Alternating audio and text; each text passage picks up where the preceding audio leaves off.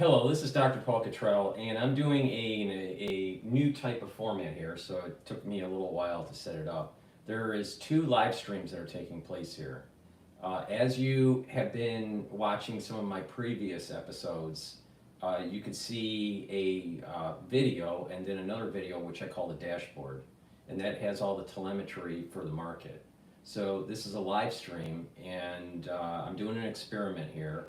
Hopefully it works out, where you'll be able to see two different live streams. One is the one that you're seeing here on the big channel, and then on one of the smaller channels, you can actually see the dashboard. The dashboard will go live in about 3 minutes, and we'll see what happens here. Hopefully it works. I don't know, because this is the first time I'm doing this, so hopefully it works all to plan here. But this is a little bit of an experiment. So please, as you know, please help support my work by subscribing to all my channels. I have 4 channels on YouTube. I have Brighteon, Bitchute, and Rumble. I've been having problems with YouTube with many strikes, all right?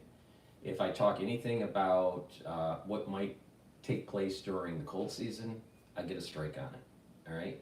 I did a video about what was going on in California, dealing with a case that came up, right, during this season, and what I was concerned about, and I received a strike. So it's really important that you subscribe to all my channels so you can get my information. That's the 4 channels on YouTube, Brighteon, Bitchute, and Rumble, right? I'm having problems with YouTube with strikes talking about certain types of diseases, all right? And, that's the world that we're living in terms of censorship. But I've been trying to give information to the public to the best that I can. Now, with that said, I'm going to go over the market. Hopefully someone can chime in, make sure that you're hearing me okay in the chat box. And, we'll hopefully, in 2 minutes, hopefully on the other channel, we're going to see the dashboard that pops up. Hopefully, we'll see what happens here. It should work. Again, this is an experiment, and this is the first time I've been doing this. So hopefully you can hear me. And with that said, let's go to Bloomberg, see what they're talking about here. The markets right now, the markets for the S&P 500, they're trading at 5,964. The Euro USD is trading at 1.04, so the dollar is strengthening, and oil is trading at $71 a barrel, so oil's trading up compared to yesterday. The dollar is strengthening, and the S&P 500 is trading below the 6,000. I have a target by year end for the S&P 500 to be trading anywhere from 5,800 to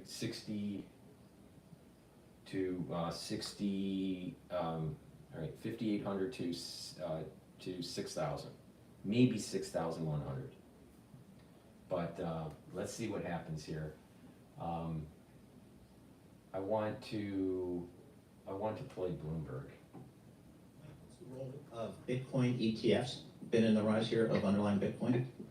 Key thing, Paul, everything. So remember, that was the key thing when we launched that Bloomberg Galaxy Crypto Index in 2018. That was a primary goal. At some point, we're getting ETFs. The key thing flipped with Mr. Gaetz finally approving them, and now with our crypto-friendly president. It used to be very anti-crypto, but total inflows this year around almost 30 billion. I understand that's the greatest ever for any new ETFs. Total ETFs tracking. Bitcoin now is about 120 billion. Put that in context, a year ago it was only 10, so a lot of that's appreciation. And compared to gold's only 220 billion. So gold ETFs have been around for 20 years. And so Bitcoin's catching up really fast. Well, we can get to Bitcoin and just keep going with Bitcoin in a second, but to that point in gold, it's also a tremendous rise. I mean, we're at the best week for gold prices since, October of 2023. If Bitcoin retrenches a bit here, like you're saying, can gold keep getting higher?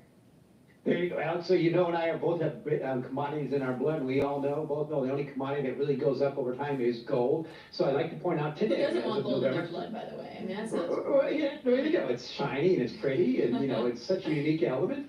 But it's on as of today, it's beating the S&P 500 total return on a 1, 2, and 3-year basis. So that's not a good sign for risk assets. And I point out this is very similar to 2007 when volatility was bottoming. So I love watching that gold Bitcoin ratio. I think Bitcoin's got to punch above it and stay above this 37 more gold ounces. Otherwise, it's good resistance. But the key thing to remember about gold is every day that goes by, we see geopolitical tensions escalating. Gold's favorable, and then you see issues what's happening lately. I pointed out gold's beating the stock market. That's not a good sign. And the See, this is the strange thing about what's going on with gold. All right, you have the dollar actually strengthening relative to the euro. All right, and it was trading at 1.05 euro to the dollar trade just a couple days ago, and now it's at 1.04. So 1.05 to 1.04. So dollar's strengthening.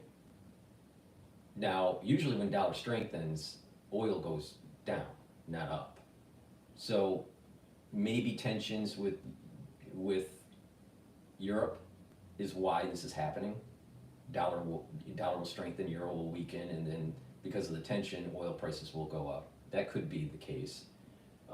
The VIX index, though, is at only 16, so that's low risk. So equities are moving up. Now, what is interesting, and I've been following it. Now, I don't trade Bitcoin or anything like that. I don't believe in the whole blockchain concept because I believe that it's a technology that people are paving the way for a surveillance. All right. Originally, when Bitcoin and blockchain was instituted, it basically was about, you don't need the Federal Reserve, you'll be away from the government, you'll be more autonomous. The reality of the situation is with blockchain, you can build metadata off of that coin for all transactions. Well, when we go to the digital dollar, they're going to use the blockchain backbone and track your currency transactions, right? And I'm against the Federal Reserve, I'm against the Treasury, I'm against the government knowing exactly how you're spending your money. I just don't think they need to have that level of granularity. So I've been against Bitcoin and blockchain because of this potential surveillance technology. Now, but people can make money on Bitcoin. It is a another thing that I don't like about Bitcoin is that people think that you can be able to circumvent or nullify the Federal Reserve or central banks. That can't happen. I mean, they're not going to give up their power of creating the monetary base. So there's a fundamental problem in the economics of Bitcoin and blockchain and these cryptocurrencies. What can happen though is that it's like a virtual commodity, and that it's based on supply and demand, but it's in a virtual way. There's a supply issue because of the way the algorithm creates the coins, but there is this demand, this psychological need that they need it. But if everything goes to hell in a handbasket, trust me, it's not going to be Bitcoin that saves you. But if you have if you can take a lot of risk, if you like taking risk, you can trade Bitcoin different ways. You can buy Bitcoin, right? You can mint Bitcoin, which is a lot harder now than it was 10 years ago.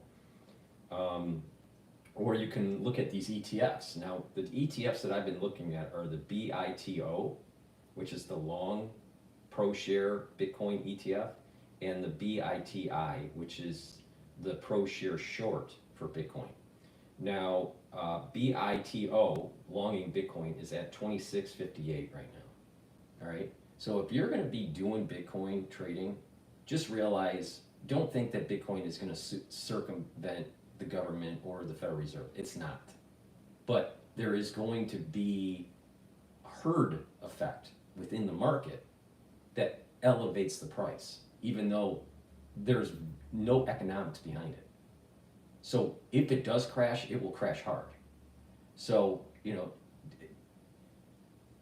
you can make money on Bitcoin, but you can lose a lot too, because there's not a fundamental economic point to crypto. The Federal Reserve isn't going to abrogate their power. It's just not going to happen. That's just wishful thinking. Governments are going to relinquish their creation of currency. They will go digital dollar. They will go digital euro. They will go digital yen. And they're going to use this backbone, this blockchain backbone, to be able to track each transaction of that coin. And this is the reason why I was against crypto. I knew this was going to happen, and I knew this was going to happen back 10 years ago. So, or more than 10 years. Wait, was it 10? Yeah, about 10 years ago. I started talking about it, that I didn't like Bitcoin around 2014, 2015. So BITO is, going up. It's 0.74% up, and it's trading at 26.62. So if you're going to do the Bitcoin thing, take a look at the ETF and play that. You'll be able to make some money on doing it that way. But don't think that it's stable. It's stable. It's not stable. So it's a virtual commodity that has high risk. Just think of it that way. Okay. Don't know why the transmission isn't happening on the other channel. Let me figure that out. While we do that, let's go to Ukraine, and they're talking about this whole World War III with Zelensky and Putin. Fox News alert now, the former commander-in-chief of the Ukrainian army making the grim declaration, World War III has officially begun as the country faces pressure from North Korea and Iran. Now Russia retaliating with new ballistic missiles after Biden gave Ukraine the green light to fire long-range attack missiles into Russia, and the UK did give their green light with their Storm Shadows. So let's bring retired four-star General Jack Keane. So you see the response from Putin, an experimental intermediate-range missile. Why do you think Putin fired back like that? What's he worried about, General?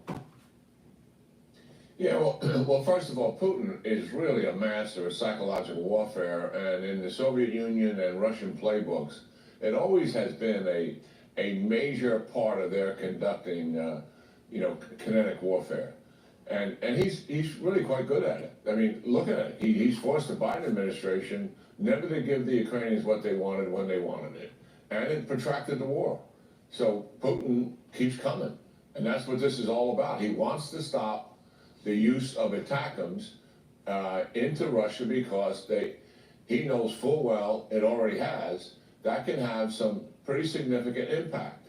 And certainly that's where he is, and that's where he's trying to get inside of Biden's head here and the Europeans' head. I think he cares less about Zelensky because he knows that Biden controls the switch here. And that's the reality of it. So in my mind, this is an experimental missile. I doubt they have any arsenal of it because it is experimental. They don't have much of it. And he's trying to use this as much leverage as he can to change the behavior of the United States and also Zelensky. He says the missile goes 2.5 miles per second. The world's current air defense cannot stop it, according to what we have. So that's the message he sent. So the former military commander in Ukraine writes this. Soldiers from North Korea are standing in front of Ukraine. Let's be honest, the Iranian Shahidi missiles are killing civilians, or drones. It is obvious that Ukraine already has too many enemies. We're not to say this is a world war. You feel like this is a world war beginning?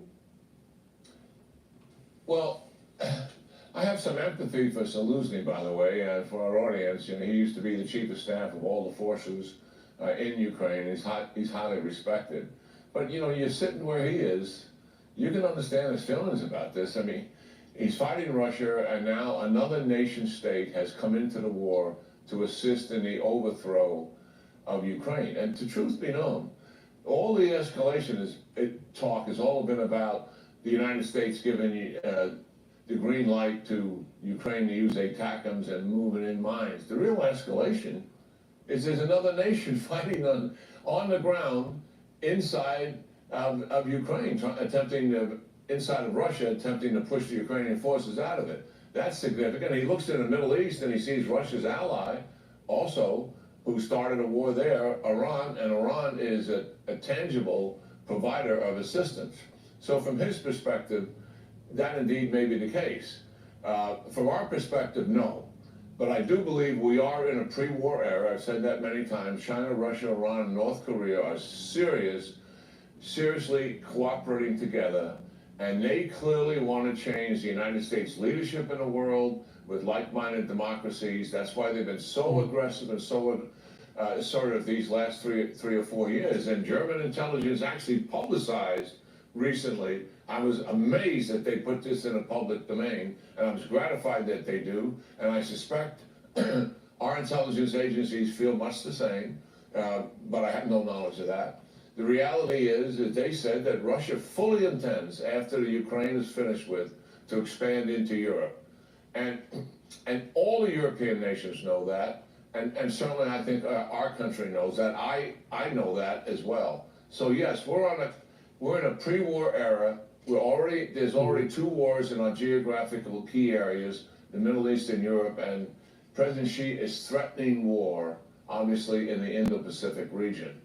The incoming administration, given President Trump's strong views in the past and what he has done to confront adversaries, I believe all of these adversaries are reassessing as a result of the election that took place in the United States. And then I believe when President Trump comes forward and his team, and they can begin with policy formulation, that will be another moment for them to see if they have to change the path, the very aggressive path that they're on. Right. They actually have that intent. I think you think the Russians have that intent, even if they don't have the army right now to do it. That's their goal. General Jack Keane, thanks so much. Appreciate it. And pick up the Institute Study Award. Get it daily, sometimes twice a day, in order to keep up with all the hot spots in the country. Thanks so much, General. Have a great weekend. Yeah, you and the team too. Have a wonderful weekend. Thank you. I'm Steve Ducey. I'm Brian Kilmeade. And I'm Ainsley Earhart. And click here to subscribe to... As Russia fired a new ballistic missile striking a military-industrial facility in a central Ukrainian city Thursday, not an intercontinental ballistic missile as was first thought. Hours after the strike, Russian President Vladimir Putin made a rare surprise TV appearance, clarifying it was a new intermediate-range ballistic missile that raced to its target at 10 times the speed of sound. That new missile, Putin says, is called Oreshnik, which means the hazel.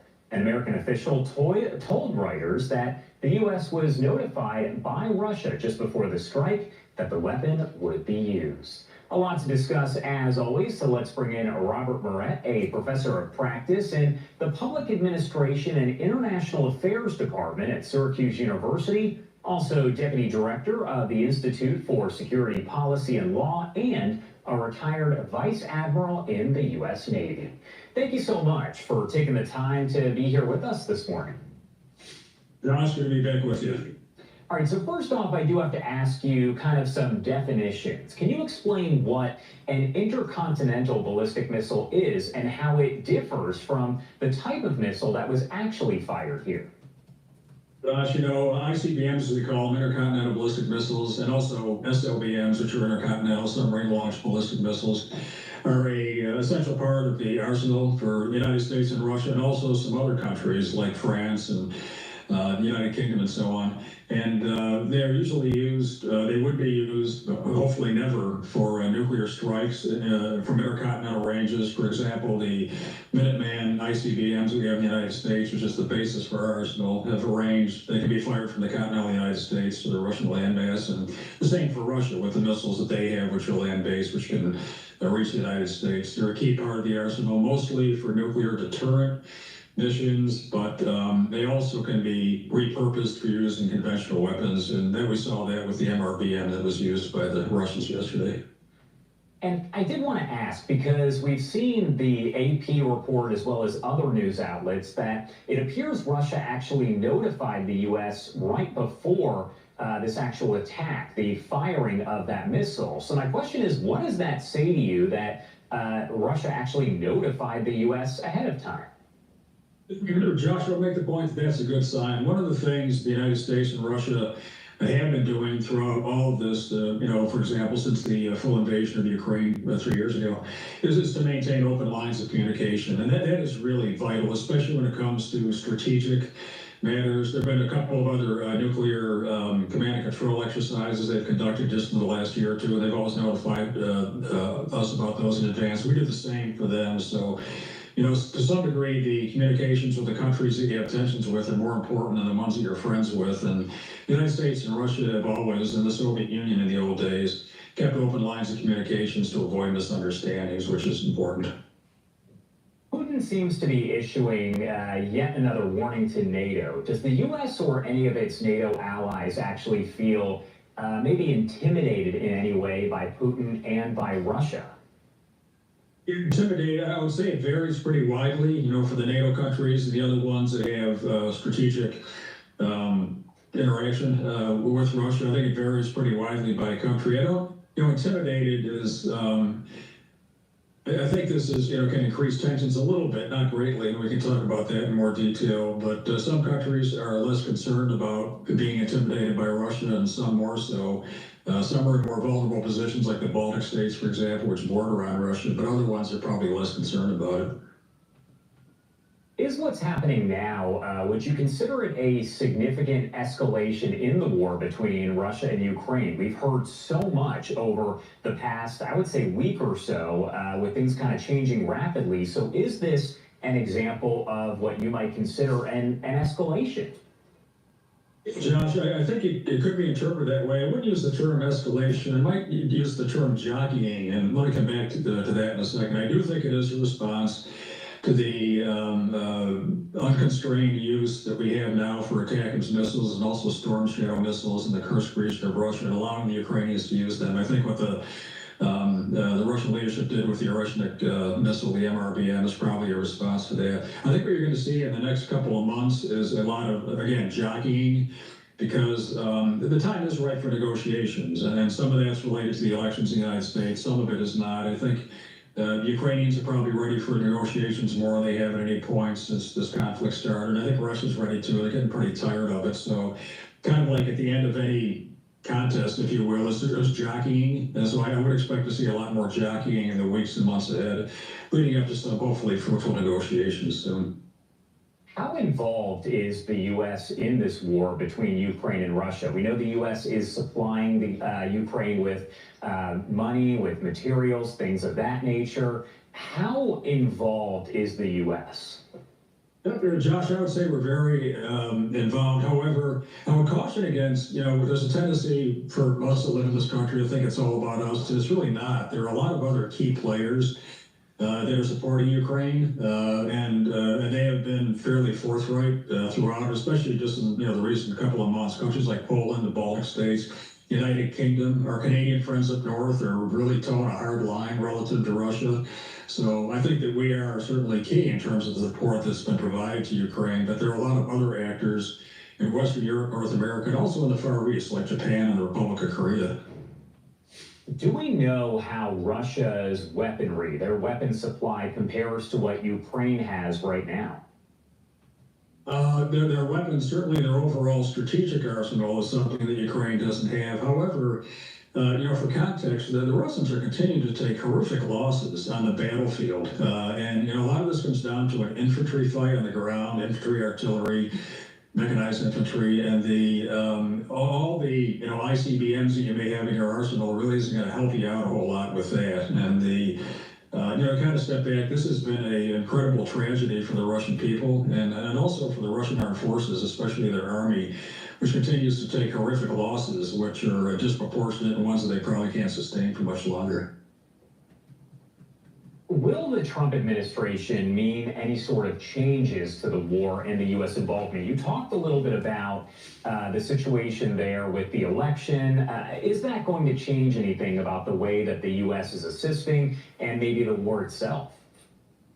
It will. I mean, the new president-elect's team has already made some indications that things will change a little bit. But as I was saying earlier, I wouldn't want to read too much into this. For one reason in particular, the final decision on anything related to negotiations and a ceasefire of any type will be by the Ukrainians. And there'll be a lot of other actors in the room that will be engaged in those discussions other than the United States, and perhaps a broker. China's trying to do that, and some other countries, India and Brazil even. But I think it'll be a slight shift, but the kind of core issues that we'll have to deal with for the war in Ukraine and anything pertaining to a ceasefire negotiations, and especially a final point, strong security guarantees for the Ukrainians before they agree to a ceasefire. Those are still pretty knotty problems that any administration is going to have to deal with. All right, as always, Robert Moret, thank you so much for taking the time to be here and breaking it all down. Anything else you want to add before I let you go? Just make the point that, as I mentioned earlier, the discussions with Russia are important. I think those will continue at a fairly vigorous level, and I hope they do so.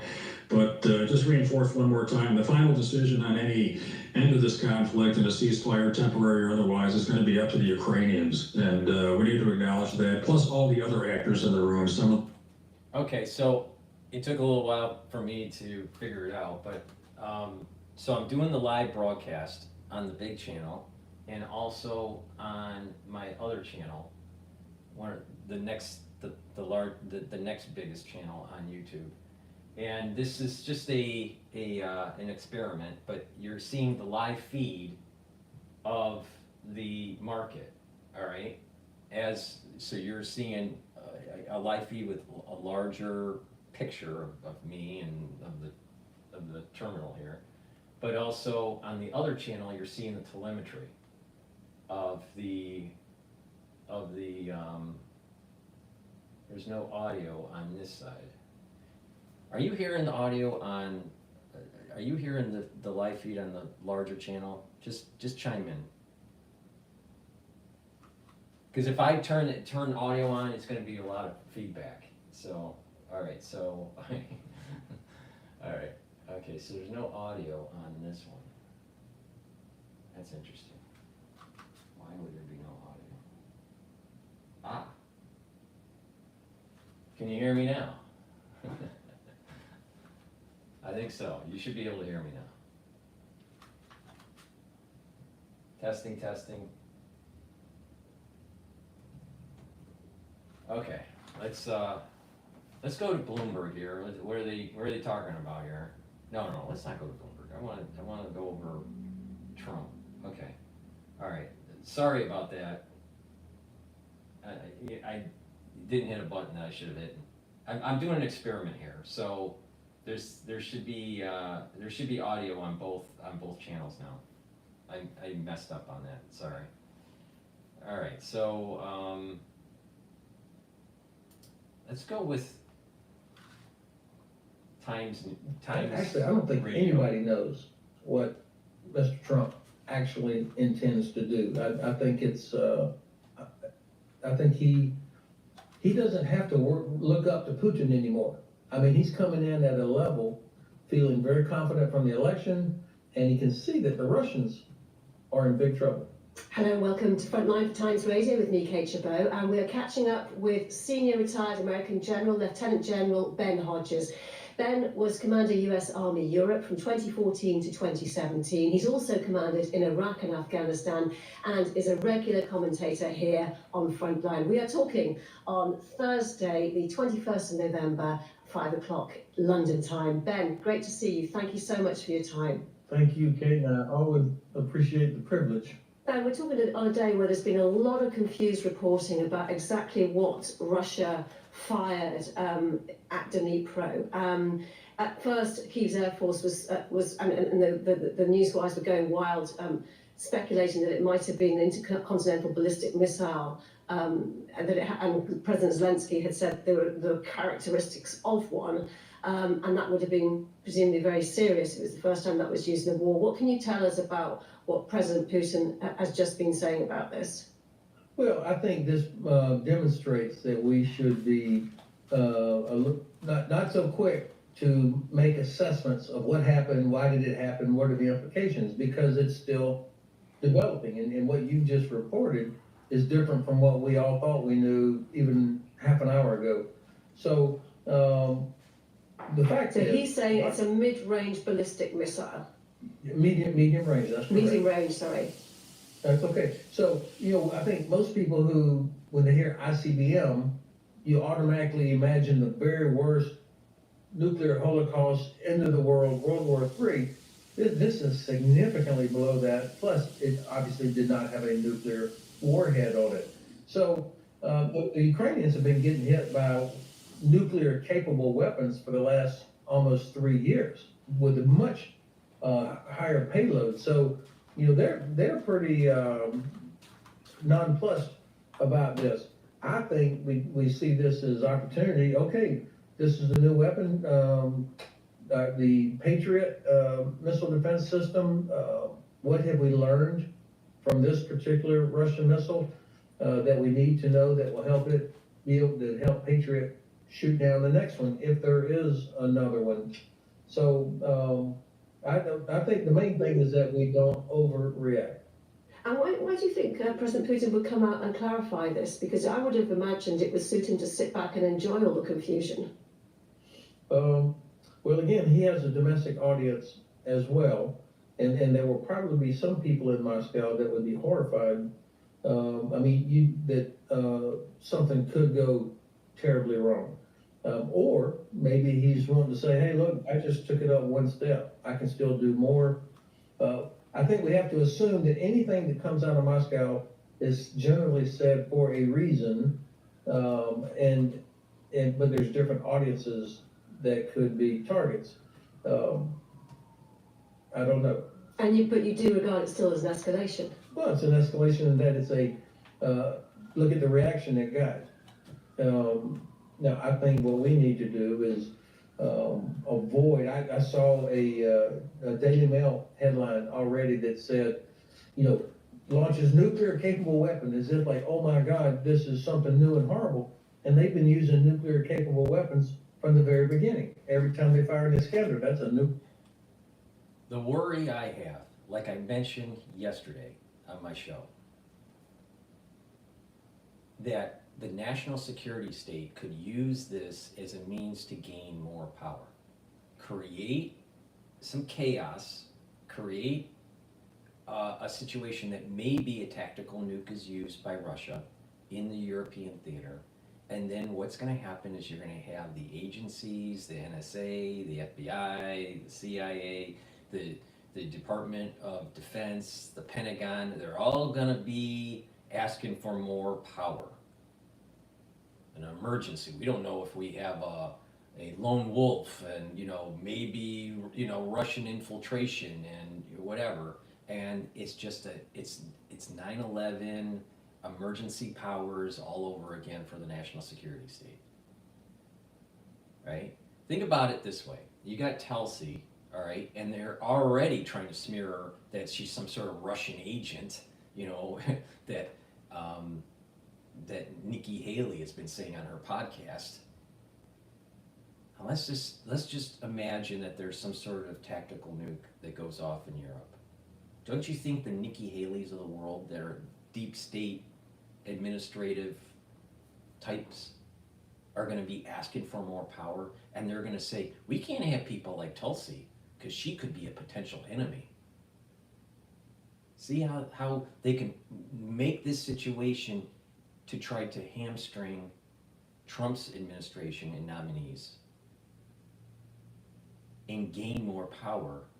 The administrative state, the national security state, get more power because of a quote an emergency situation. It's dangerous. It's very, very dangerous. So it's not just, well, did they use a missile system that could have a nuclear weapon on it? Well, you know what? We have missile systems in our nuclear subs, right? That could have conventional warfare, conventional warheads or nuclear warheads. So it's really, but I'm concerned. I'm concerned that the deep state is setting up something that will create emergency powers for them, as Trump is trying to take away powers from these agencies because they have grown too big. They're eroding constitutional freedoms. They are making mistakes and lead us into wars that we don't want to be in. Like Iraq, where's the weapons of mass destruction? But we had the CIA say that for sure they're there. This is crazy. Capable weapon, as are many other weapons that they've used. So that kind of language is all it does is feed into the Kremlin narrative, and it gets people excited. But people like you that are much cooler about this and give and help explain to your audience, that's what we need. Yeah, and Ben, I mean, I said the time and the day at the beginning of this interview because, news comes out all the time on this, and who knows what will have come out by the time this is actually being viewed by people, changing the situation all the time. You said earlier, yeah, it's whatever it is, it's an escalation, and it is being regarded as a retaliation for the use of ATACMS and Storm Shadow missiles to strike targets inside Russia after restrictions were eased on their use. You've been pushing for this relentlessly. Does this go far enough for you? You mean what the United States and UK have done? Yeah, what is being allowed now? No, not at all. These half measures only provoke the Russians, and that's why they did what they did to say, look, we're serious. You can't allow Ukraine to defend itself. I mean, that's what they're saying, that we are not allowed to help Ukraine defend itself. So to say, when the Russians will claim that they have no choice, that this ICBM was launched in retaliation for the U.S. and UK providing ATACMS and Storm Shadow, it is obviously the completely wrong way to frame what's happening here. They don't want Ukraine to be able to defend itself. They don't want us helping Ukraine defend itself.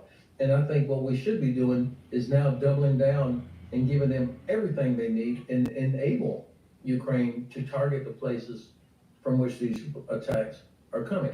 When you say everything they need to be able to attack the places from where they're coming, what more do you want Ukraine to have? Well, first of all, remove the restrictions on where they can employ weapons that we give them. And then find more ATACMS, more Storm Shadow. This is something that should have been done a couple of years ago. Don't give them the chance to set the tone or steal the narrative about what's going on here. I remain 100% convinced that Russia is not going to use a nuclear weapon because there is no benefit for them to use a nuclear weapon. All they can keep doing is trying to kill innocent Ukrainians using kinetic weapons like this. Whereas if they use a nuclear weapon, there are zero upsides for them. And so I think that now is the time to be resolved, to show resolve, to stick with Ukraine. Ukrainians are not worried about this, by the way. I mean, there's all kinds of commentary coming out of Ukraine with their typical sort of humor. And I think that, we should not start to waver now just because Russia did this. That's exactly what they want. And when you say that this new announcement, the allowing of ATACMS to be used within the Kursk area, I mean, I suppose we don't actually know what the real restrictions are because they haven't actually been announced, have they? But do you think, I mean, when you've seen what's happened so far, the targeting of the artillery depot in Bryansk and the targeting of the concentrations of North Korean and Russian troops in Kursk, and you're saying that irrespective of that, it's not allowing Ukraine to defend itself. What do you think the point is and what the gain is here? Is it military? Is it political? What is it? So, of course, the benefit of long-range precision weapons is that Ukraine can use them to destroy headquarters, logistics, artillery, the things that are necessary to enable the mass, which is the Russians' only advantage, mass, tens of thousands of troops. They have to have headquarters, artillery, and the logistics, ammunition for that artillery in order to help this massed infantry move forward. So this is why precision is so important, and the ability to reach a place like this ammunition storage site in Bryansk, or apparently headquarters that was hit yesterday by several storm shadows. These are exactly the kind of targets that Ukraine needs to be able to hit to defend what they have achieved in the Kursk bridgehead. Now, the other things that they would want to hit, of course, and which I think we should be helping them hit, are the sites from which these air raids originate, whether they're missiles or aircraft carrying missiles or drone strikes. Their point of origin needs to be hit. In other words, as General Breedlove says, it's better to kill the archer than try to intercept all the arrows. And it Right, has before- been framed by some. Before she goes to her next question, I just want to say that the equity market right now is trading at 59.50, so that's the S&P 500. Oil is trading below $71 a barrel at 70.75, and the dollar continues to strengthen compared to the euro, and that trade, that euro to USD pair is trading at 1.039. So dollar strengthening, there is a strengthening of oil, and the equity market, right now is trading at 59.52. Again, I still have a target of 5,800 or 6,000 for the S&P 500 by year end. VIX is trading at 1644. So the ones that are, I'm doing an experiment here, this is all live, so the ones that are on the larger channel see just a video. The ones on the other channel on YouTube can see the dashboard. It's all live. Previous recordings, it was a morning recording that I posted later. So this is an experiment. I apologize if there's some hiccups to it. The ones that are watching the dashboard, someone said that it was hard to hear. Hopefully you can hear me better. Just chime in just to test the audio, because again, this is a whole new setup, and I'm still tweaking it. Maybe I have to speak a little louder, I'm not sure. So just chime in the chat box just to make sure that you can hear me for the ones that are watching the dashboard version. Okay, with that, I'm gonna go and continue on with Times Radio. Commentators, as a move by President Biden in the last weeks of his presidency to do something, to be seen to do something, perhaps also to hand something for when the new Trump presidency takes over that could potentially be used in any kind of negotiations as some kind of leverage. Do you see it that way at all? I think there's two or three things that are at play here. I have been frustrated all along, as have many others, that the administration did not do more sooner to help Ukraine to be more decisive instead of this very, very gradual approach, sometimes referred to as escalation management. And look where we are. All it has done is actually prolong the conflict. So I think now that President Biden is looking for an opportunity to try to do as much as he can in the last 2 months to clear the decks of everything that's already been approved, get that out, get that delivered, and policies such as allowing Ukraine to be able to defend themselves more effectively. And I do see this as basically a gift from the Biden administration to the incoming Trump administration, because that means when President Trump shows up, capabilities will be at a higher level than they have been. And then it's up to Mr. Trump. He can change it back, he could cancel it, or he can leave it in place, because actually he will have enormous leverage over Vladimir Putin from day one. I mean, he can say, hey, look, we're gonna stop, we're gonna block your ability to ship oil to China and India, which is what pays for Russia's war machine. We haven't done that yet. Or he can say, I'm gonna give the Ukrainians all the ATACMS that we have, or he can do a lot of things if he wants to. So I don't think anybody knows what Mr. Trump actually intends to do. I think it's, I think he doesn't have to look up to Putin anymore. I mean, he's coming in at a level feeling very confident from the election, and he can see that the Russians are in big trouble. And what do you think is at stake in Kursk? Will the battle there and whoever holds it by Christmas be critical for any negotiations that take place in 2025? Well, for sure, this is something, I think one of the objectives of the Kursk counteroffensive was to create a dilemma for the Kremlin. That to have Ukrainian soldiers occupying a part of Russian territory, especially a part that's named Kursk, is significant because they can't just ignore it. And I think it's going to end up being a place where a lot of Russian troops and North Korean troops end up getting killed. Perhaps they'll eventually eliminate this bridgehead at some point. The deadline has already been missed twice, and Putin established a third deadline, I think January 20th, which is the U.S. inauguration, to have it done by then. I imagine the Ukrainians will hold on to it as long as they can, as long as it's worth it for the purpose of having something in hand when it does come down to negotiating time, if we're headed there. We hope you're enjoying today's episode of Frontline. Don't forget you can also now listen to Frontline in podcast form. Just search for The World in 10 from wherever you get your podcasts, where you can also hear daily analysis of the biggest stories relating to war and defence. And we'll put a link to The World in 10 in the description below.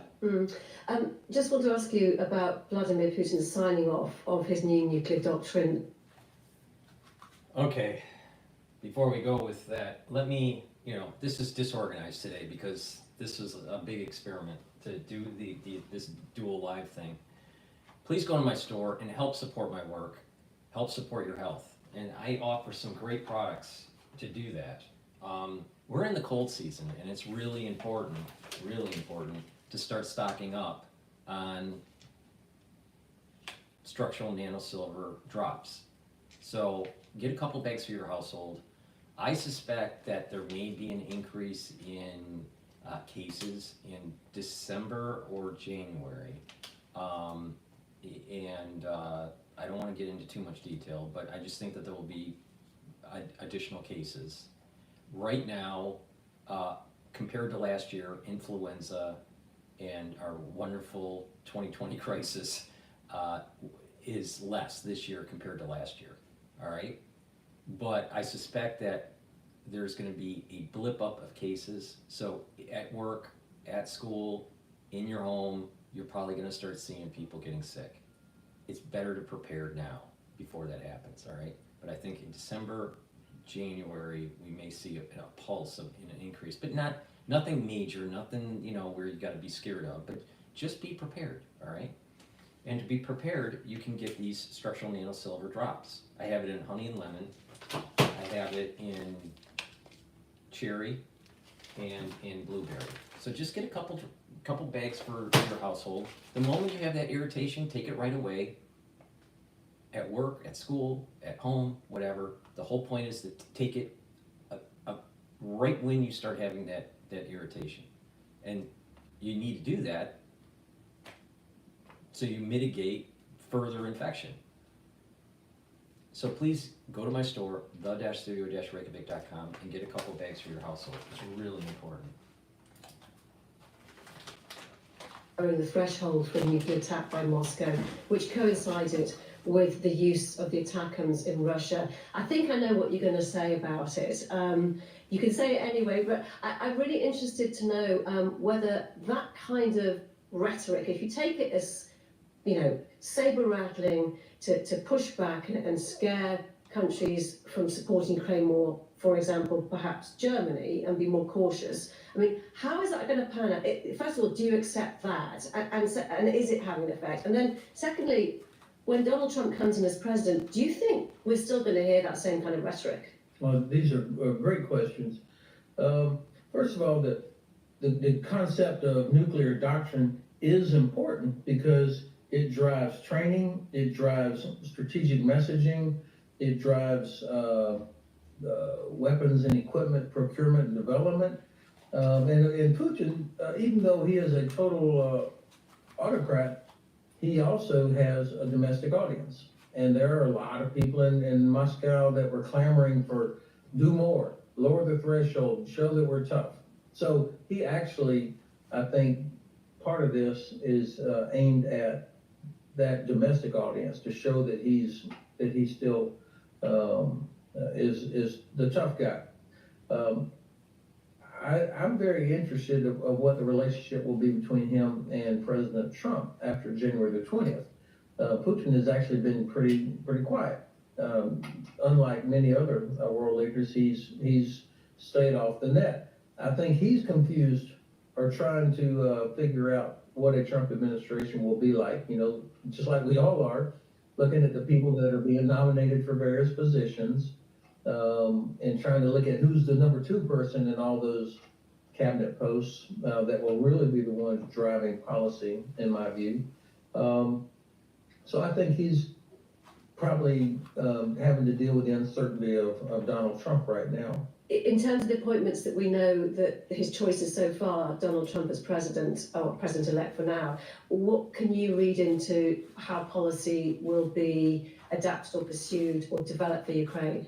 Well, of course, I have my great hope for the administration actually lies in the Congress. The senior Republican leadership is by and large pro-Ukraine, pro-NATO, pro-transatlantic. And I think that they will be in a place that they could actually moderate or influence U.S. policy towards Ukraine, U.S. policy towards Russia. That's certainly what I am anticipating.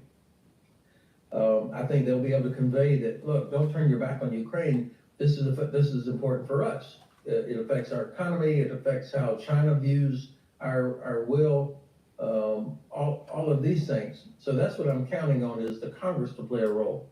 Now, obviously, from the campaign, Vice President-elect Vance was a very, very harsh critic of Ukraine. Elon Musk, other people that are advisors or friends of the president also were that. But the Secretary of State nominee, Senator Rubio, is very pro-Ukrainian. I think that Congresswoman Stefanik, who will be the U.S. ambassador to the UN, reasonable. So I'm less worried there.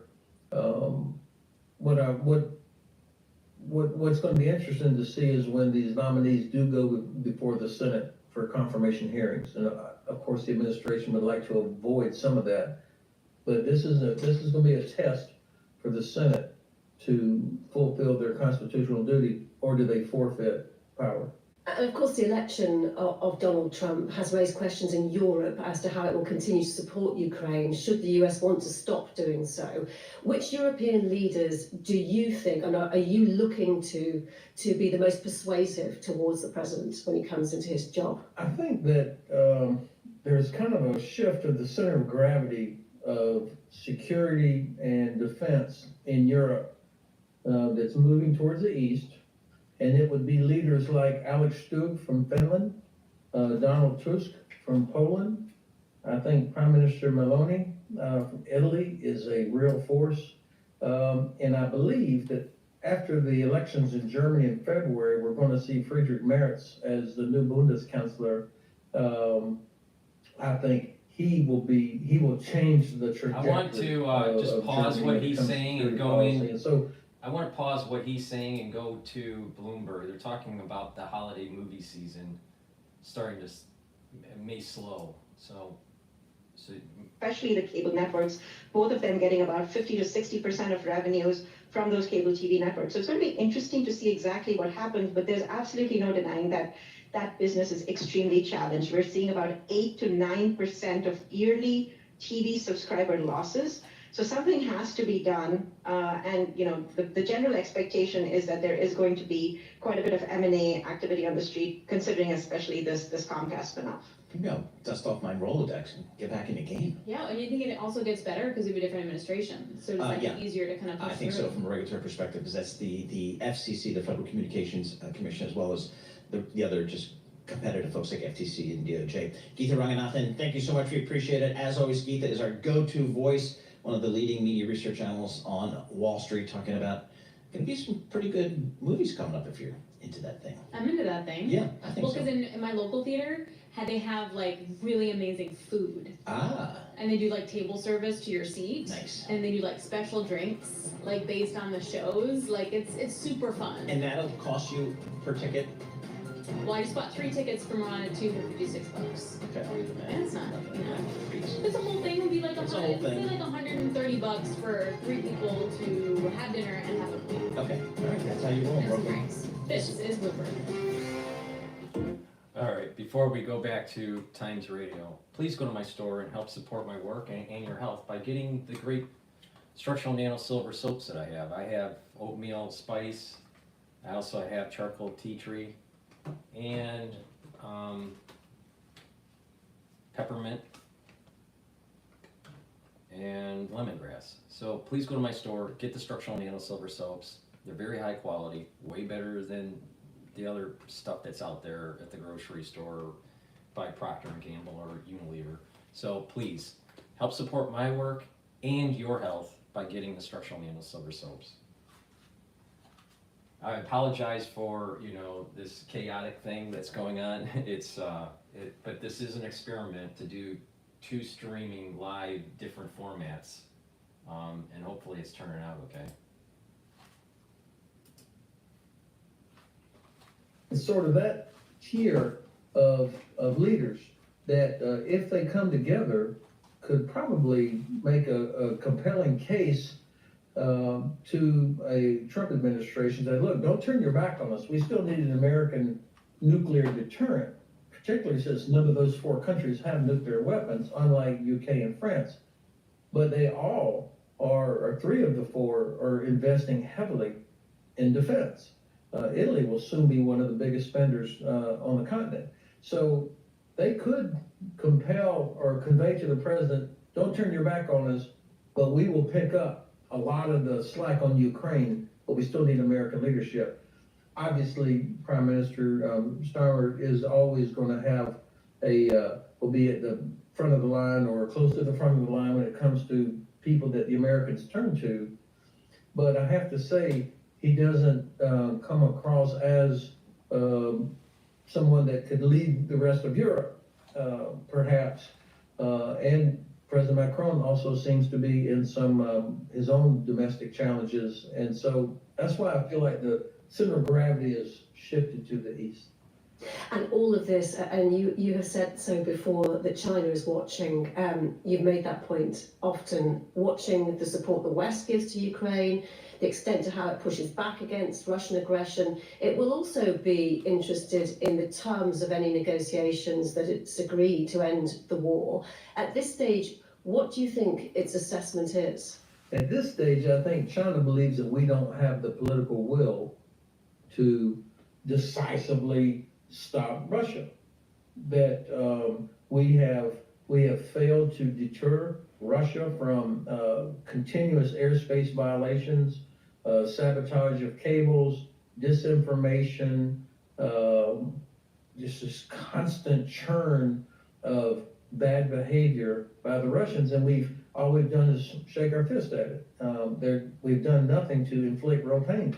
We've done nothing to stop Russia from exporting oil and gas to China and India. And so I think that the Chinese must see that we still don't have the political will to do what's necessary to help Ukraine win, to defend sovereignty, to defend freedom of navigation, to defend international law. And I think the Chinese could draw the conclusion that we won't have that will in the Indo-Pacific region either, where it's much more difficult to actually do anything. And since you mentioned undersea cables, the suspicion has fallen on a Chinese ship in the area of the Baltic Sea when undersea internet cables were damaged a couple of days ago. Not the first time that the Baltic's infrastructure has been damaged. It happened in 2022 with the destruction of the 3 Nord Stream pipelines between Russia and Germany. It's really important, though, isn't it, to find out who or what was responsible for these kind of incidents, because, otherwise there's never any accountability, there's plausible deniability, and I'm just wondering, how that is possible and how you do it. You can point the finger with credibility when you've got one part of the world saying black is white and the other side saying white is black. Well, there are other incidents where the cable between mainland Norway and Svalbard Island was also cut. I mean, these things are happening so often. I was speaking to officers earlier today from Scandinavian countries, and they are very familiar with the Russian tactic of having a submarine that moves underneath a ship to avoid detection, and they get out there, and we know the Russians have the capability to deploy even smaller submarines to cut cables, to do this kind of thing. And so the awareness is greater, and they're investing time and resources into protecting this underwater infrastructure, but it's very difficult. And I think that what we're going to see is increased cooperation among the Baltic nations. But I think we need to be more. We need to be tougher in our accusation. This is not a criminal court where you've got to have incontrovertible evidence that it was Russia or that it was China. The fact is, one of those two was associated with every one of these things. Now, I was impressed. Reports yesterday that the Danish Navy went out and approached the Chinese ship. I heard today, I can't confirm it, that the Danish Navy actually boarded this ship. This is what we need, is for allies in the region to be willing to take those kinds of steps, to hold them accountable. We may get it wrong a couple of times, so what? The fact is, they need to, right now, they don't fear that they'll ever be caught. Just really interested to get your perspective on the US agreement to supply anti-personnel landmines to Ukraine, which could slow Russia's advances in the east of Ukraine. It has been heavily criticised by humanitarian organisations. They say they were banned in 1997 by the Mine Ban Treaty.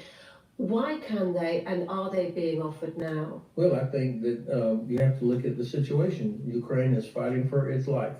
It has a very long border with an enemy that has tens of thousands of troops and is seemingly willing to keep expending those troops, trying to overwhelm Ukrainian defenders. I think this is entirely a legitimate use of a weapon to defend themselves against Russia.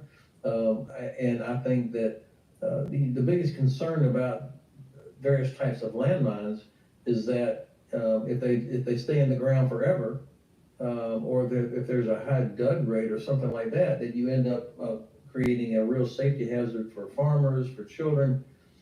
All true. It's absolutely true. There is a danger to that. There's no denying that. I would say that what has been provided are a type of capability that has a very low dud rate. It is not the worst case, but I can feel, even as I'm trying to explain it, people will be going like, what? So there's no denying that there will be a risk.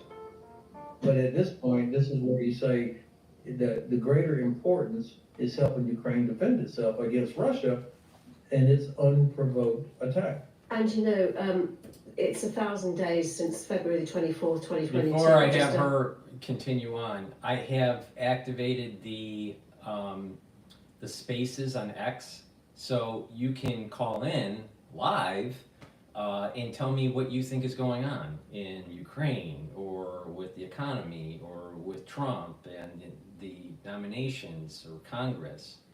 All right? So to do that, go to X, go to my feed, and you'll be able to see, it's called Telemetry Episode 29 live stream call-in.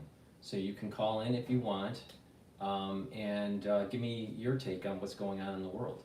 And the reason why I'm doing this is I want to do this live, capture what the news is, give you a little bit of my take on it, try to, explain on how to improve your health, but also to get your feedback on the news instead of me just, pontificating about it.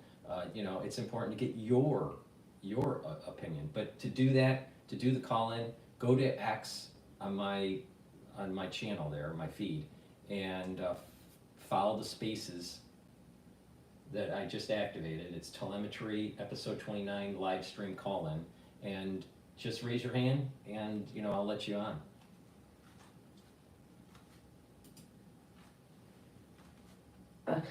This week. It was an opportunity to reflect on the devastation, the suffering that's been caused in all of those days. 1 million people have been killed and wounded. And I was listening to a young woman the other day on the streets of Kyiv, and putting it bluntly, just saying that everybody knows somebody who's been killed or who's been maimed by this war. And you don't just get, you can't get it unless you're actually living through this. And in Russia itself, the Times newspaper, it's reporting that Russians are turning to alcohol, and that they've had a record 1.84 billion litres of vodka being sold between January and October this year. Now, you can say that they're not comparable, those kinds of suffering, but it does look like everybody is losing right now. Well, yes, in a way, I can see why you would say it like that, but I would not say the Russians are turning to alcohol. I mean, they're pretty famous for that having been a part of their lifestyle and culture for a long time. Nonetheless, the biggest loser will be the country that fails to defend itself, and for us who don't help Ukraine defend themselves. This war started 100% because Russia invaded it. This was unprovoked. And I think, we have to think about what really is important for us. If Ukraine fails, there will be millions more Ukrainian refugees going into Western Europe. If Ukraine fails, the continued disruption of grain and oil and gas shipments will continue to affect prices in UK, in the US, and across Europe. If Ukraine fails, you could end up in a situation where NATO countries come face to face with Russia, which means a broader war. And if Ukraine fails, it will be because we allowed it to fail. And the Chinese will say, okay, the West does not have the political will to defend what it claims is so important. And I think that's a good point, that this might be a canary in the coal mine from the Chinese perspective with Taiwan. That if the United States doesn't continue on the war effort and fight Russia, then China has more probability of being able to invade Taiwan, and the United States won't do anything. I personally have the feeling that the United States is more concerned about naval freedom of navigation than really what's going on in Ukraine. So whatever happens in the Pacific theater, I think we're going to be a little bit more steadfast in protecting Taiwan. That's my estimation. That's also my hope, because I think that if we do not have a strong footing in the Asian theater, the Pacific theater, that we're going to lose our hegemonic power and lose freedom of navigation in that region. That's huge in terms of the global economy. Not so much with Ukraine and Russia. All right. But I could be wrong. But I have a feeling that the United States would be a little bit more steadfast with the Pacific theater. My problem is that I'm not a big fan of supporting the Ukrainian war. I think we have spent way too much money. We should stop trying to grow NATO and try to de-escalate the issue in that region. I feel as though our international foreign policy has been a big cause of this, going all the way back to the fall of the Berlin Wall and the mismanagement of the post-Cold War. The United States mismanaged it. We became hubris, unfortunately, and now we're living through it. Now, if you want to share your opinion on that, please go to X on Spaces. The Space live stream is Telemetry, episode 29, live stream call-in. You can call in and give me your opinion on it. But before we go back and finish what he's saying about Ukraine, please help support my work and help support your health by getting the deodorants that I have on my store. I partnered up with Rainbow Herbals, and we've developed these deodorants that are very high quality and dual purpose. They're for males and females. The deodorant here is the citrus version, and I also have one in peppermint, lavender, and tea tree. These are very high quality. They're dual purpose. They help to detoxify your body, but also you use them as a deodorant, all right? In addition, it's for males and females. These are made from essential oils from the Himalayas. Very high quality ingredients in these bars. You won't be able to find something like this, somewhere in the store, in your regular store. So please go to my website, the-studio-reykjavik.com. The link is in the description of this video and all my videos, and get a couple bars for your household. Help support the channel, help support your health. It's a win-win. These are very high quality. Please go to my store and get the deodorants.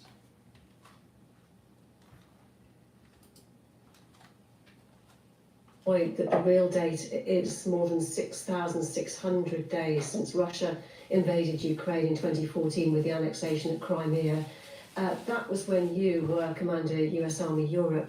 Did you ever foresee at that moment the potential for this to become what it looks like it is today? It's an era-defining conflict. Well, of course, I did get called out after I tweeted that number that my math was off by a couple of thousand days, which is true. But yes, Russia invaded Ukraine in 2014, and I think it's important that we date the beginning of this conflict from 2014 because Ukraine has been fighting against Russian forces since that time. And has World War I ever finished? Probably not. Does any wars really finish? Historians like to delineate, have a nice delineation, one era to another era. The war ended here, the war started here. But do they really end and start on those dates? Probably not. I would say you can roll this thing all the way back to the fall of the Berlin Wall. And the negotiations between the Soviet Union, or the crumbling of the Soviet Union, and the United States. And the understanding, the intellectual understanding that NATO was not going to expand to the east. But it did. So was that negotiation by Gorbachev and Bush Sr. that starting point of where we're at today? I would say yes. So it wasn't 2014. It was the fall of the Berlin Wall. The large-scale invasion, of course, is when it got to such high intensity, began in February 22. So thank you for reminding that this war has been going on quite a long time. I did not, I couldn't tell or didn't realize it would be going on 10 years later when it started in 2014. I was pretty sure that the Russians were never ever going to live up to any agreement under the Minsk process. I mean, we saw that. We had American, British, Canadian troops that were in Ukraine helping to train Ukrainians beginning back as early as, I think, 2015. So we were watching this. In fact, we even changed our own training because we saw what the Ukrainians were dealing with against the Russians. So it caused us to change how we approach war fighting and to help kind of shake us out of our counterterrorism mindset. But I did not anticipate the ferocity of the air and missile strikes against civilian targets that we have seen. You're obviously, as I said at the beginning, you're retired from your post now, retired general. What keeps you supporting Ukraine? What motivates you to be a strong advocate? Well, obviously, their story, what we see of Ukrainians, the resilience of the population, their determination, that's inspiring. But what keeps me focused on it is what I had said earlier about why this is important for us, why this is important for the United States, for the UK, for the rest of Europe. The refugees that will come pouring in and will affect the European economies, the potential for a war spreading to include NATO countries, which means all of us will then be in it, the perception by China, all of these things have long-term ramifications for our security and our prosperity. Ukraine is bearing the brunt of this, and all we have to do is decide we want them to be successful. And I think that's what we ought to be doing. Lieutenant General Ben Hodges, thank you so much for talking to us. I think that was a nice long form of someone trying to articulate their point. Some of it I disagree with, but I think that was a good, discussion. I want to go to the whole Matt Gaetz thing and Pam Bondi, being elevated as the nominee for the Attorney General. But before we do that, please go to my store, the-studio-reykjavik.com, and help support my work and help support your health by getting the multivitamin that I have here. This is an easy to digest multivitamin, and multivitamins are very important as cofactors for enzymatic activity. That basically means that with, good concentrations of multivitamins, you're gonna have good cellular processes to take place. That means that you're gonna get healthier, all right? You should be taking a multivitamin every day and add that to your stack. This is a very easy to digest multivitamin. You can go to the store and take a look at the profile. It'd take me forever to go over each one of these vitamins. But the point here is go to my store, the-studio-reykjavik.com, take this easy to digest multivitamin and improve your health. Follow my protocol, slow down the aging process, improve your immune system, improve your endocrine system. You can do this, all right? You can take charge of your health, all right? Please go to my store, the-studio-reykjavik.com. And these are things that I do on a regular basis. And it's also, that learning process going all the way from when I was 16 years old to, the ripe old age of 52. So, you can learn a lot from what I've been doing. In addition, I also have, if I can find it,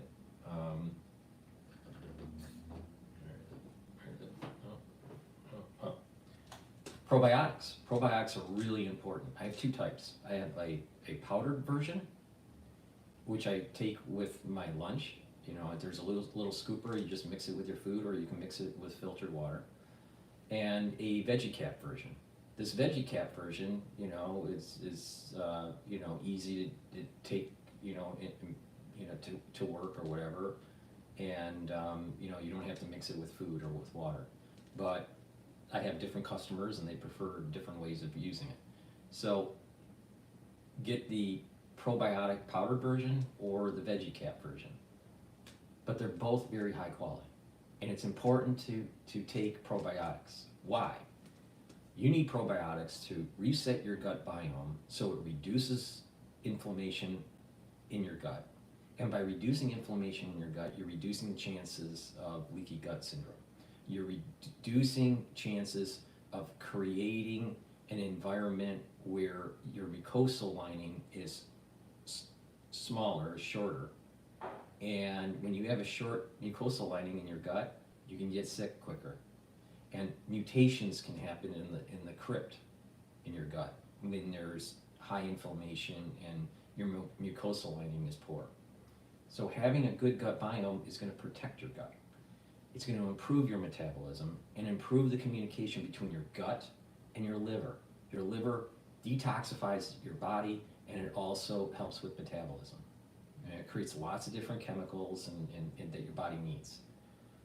In addition, your gut also communicates with your brain. And depression can be associated with poor gut health. Mental acuity can go down if you have poor gut health. So you want to, gut health is a major point where you need to boost and improve, and you'll start noticing your hair's better, your skin, your nails, your eyesight, your mental acuity, your metabolism. It starts in the gut. So please go to my store, the-studio-reykjavik.com, and get the powdered probiotic or the veggie cap version. Take it every day, and you're going to start noticing a difference. But when you take other stuff with this, called a stack, and you follow my anti-aging protocol and longevity protocols, you're going to start noticing your energy levels are getting better, you're thinking faster, you're soaking up free radicals better, your metabolism is better, you have more lean muscle, and what's going to happen is that you're aging slower. But it takes some time and some diligence, but it can be done. Please go to my store, the-studio-reykjavik.com. All right, with that said, let's see what CNN has to say about Pam Bondi.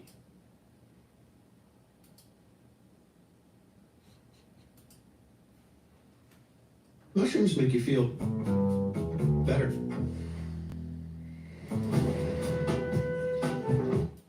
Former personal attorney previously to Donald Trump, Jim Trusty, is here. And Jim, what do you make of what Ellie just brought up there? I mean, you obviously represented Trump previously, but you also ran the Justice Department's organized crime section at one point.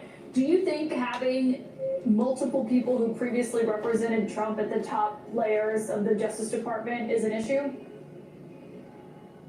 Not particularly. I mean, look, there's a couple of things. The Attorney General position, which I view as a very, very important position for the country, from being around criminal justice for 35 years, from being at the department for 17, I view it as a critically important job where there's a great need for independence and competence. But historically, you had a president that picked his brother. More recently, you had a president whose AG said, I'm his wingman. So this idea that they're going to be thoroughly, perfectly independent is always a little bit of a myth. You do want a strong personality, somebody that will stand up for what's right. I'll tell you, my criteria, though, drifts from where you guys are. What I would say is, number one, the president clearly wants somebody who's willing to throw a grenade under the tent. Somebody who is going to blow up the politicized culture. And I'll tell you, I think that's right. I think they need someone who's going to go in and That's exactly what we need, and that is exactly what Trump wants to do. He wants to put people in these positions to restructure the DOJ, to restructure the national security state, to restructure the Pentagon, restructure these agencies, because they've been growing. Anyone that's been in corporate America, going all the way back to the 80s, had probably, saw many restructurings in your life, right? With corporate restructuring, layoffs, and the company grows and then shrinks, and the industry grows and shrinks, right? Same thing with the government. Why does the government keep on just growing? It needs to be restructured. It's time for MBAs to get in there and start, fixing stuff, make it more efficient, don't have as many people wastefully employed in these agencies, and we're going to have a more efficient government. It's going to cost less, and it's going to do more for the people. But what's happening is that you have individuals that are part of this national security state that's been inculcated throughout their whole career on what to believe when they go to Kennedy School at Harvard, all right? They're told what to believe, and then they get into the Pentagon, and, they have a certain mindset. The bear is always bad, right? And we have problems internationally because of it. But these individuals that are being brought up in these schools, in poli-sci, in elite schools, they get into government, they get into politics, they become lawyers, and what happens is that they just keep on, trying to have those agencies more powerful, and emergencies happen like 9/11 or the crisis in 2020, and there is this agency overreach, and it never goes back. Have we gone back to a pre-9/11 day? No, we haven't. Why? Didn't we kill the bad guys in the Middle East? Oh, we didn't. We didn't get the job done. Oh, why, General? Well, see, all the risk is socialized, right, with these agencies. All the risk is socialized. That the individual, the society has to pay for their mistakes. But when they really lose the war, when the general loses the war, he doesn't get court-martialed. There's no There's no clawback on his pension. He doesn't get demoted.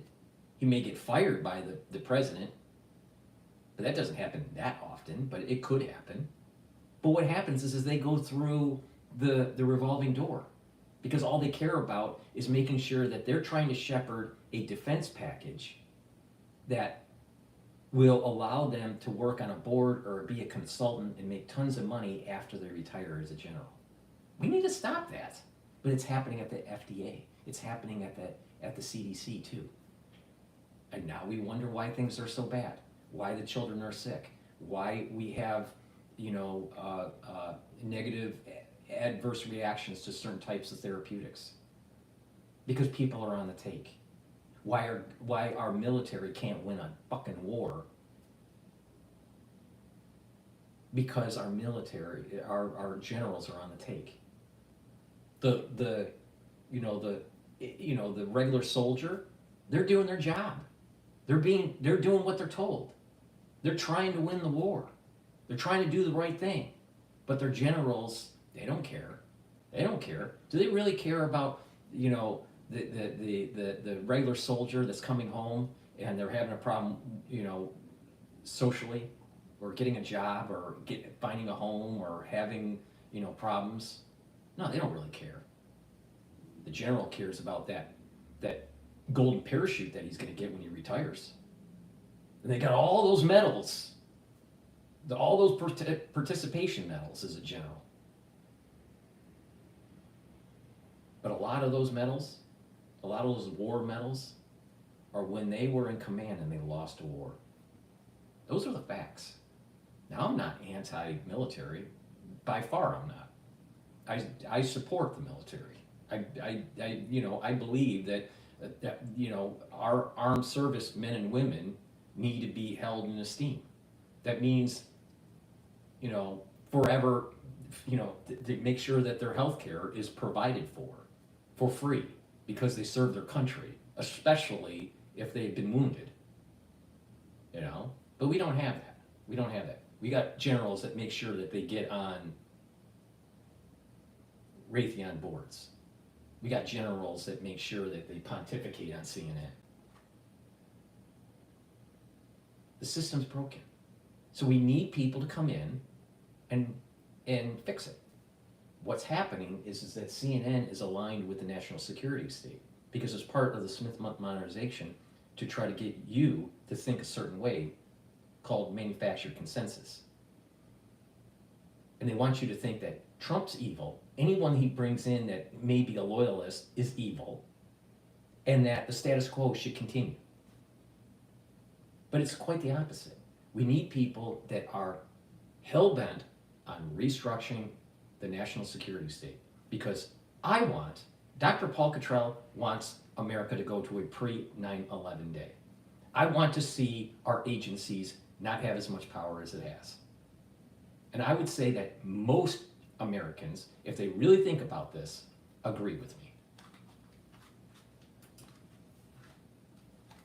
Me hear about all the misconduct that was affiliated with the Trump investigation and others to find out if heads should roll. But beyond that, every morning, and Ellie knows this too, every morning like 7:30, the Attorney General gets a briefing where they're being asked questions about, what do we do on this terrorism case? Do we have enough to pull the trigger? Or what about this counter-espionage? Or what about this senator?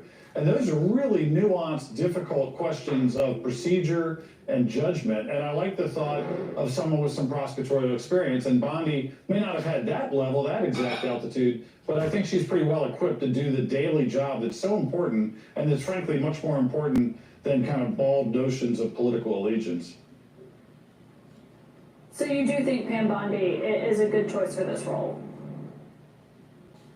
Look, I think, for me, and maybe it's a function of me being old, I value experience. I like people that have some inside experience. I know you don't want somebody from the swamp to manage the swamp, but I like the fact that she's got serious prosecutorial experience. She's obviously a political figure and a media figure too, but 20 years in a large state handling an office with significant cases and being in the trenches trying cases, those are good signs from my perspective.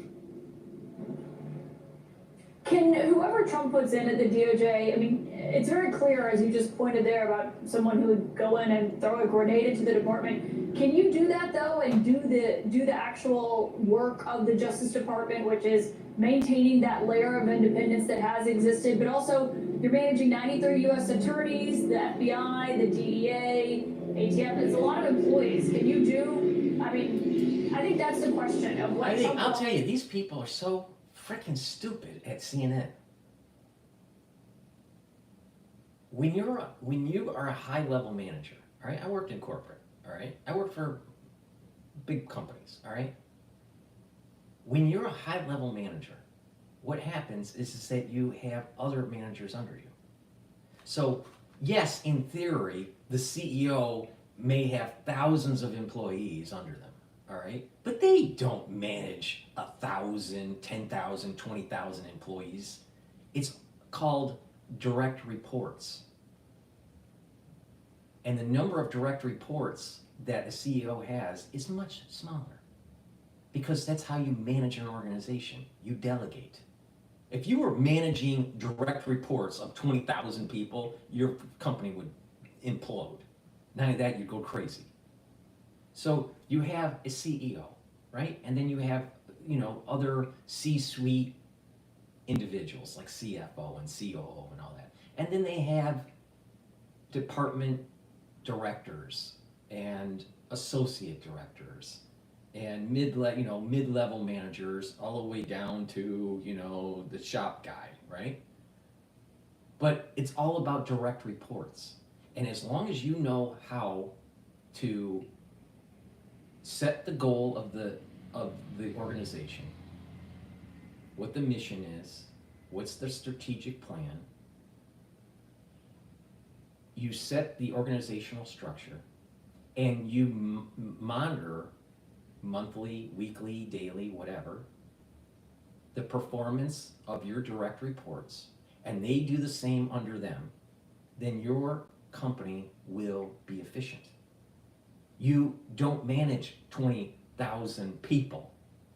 You manage direct reports, and those direct reports have direct reports, and so on and so on. I am so tired of dealing with stupid people.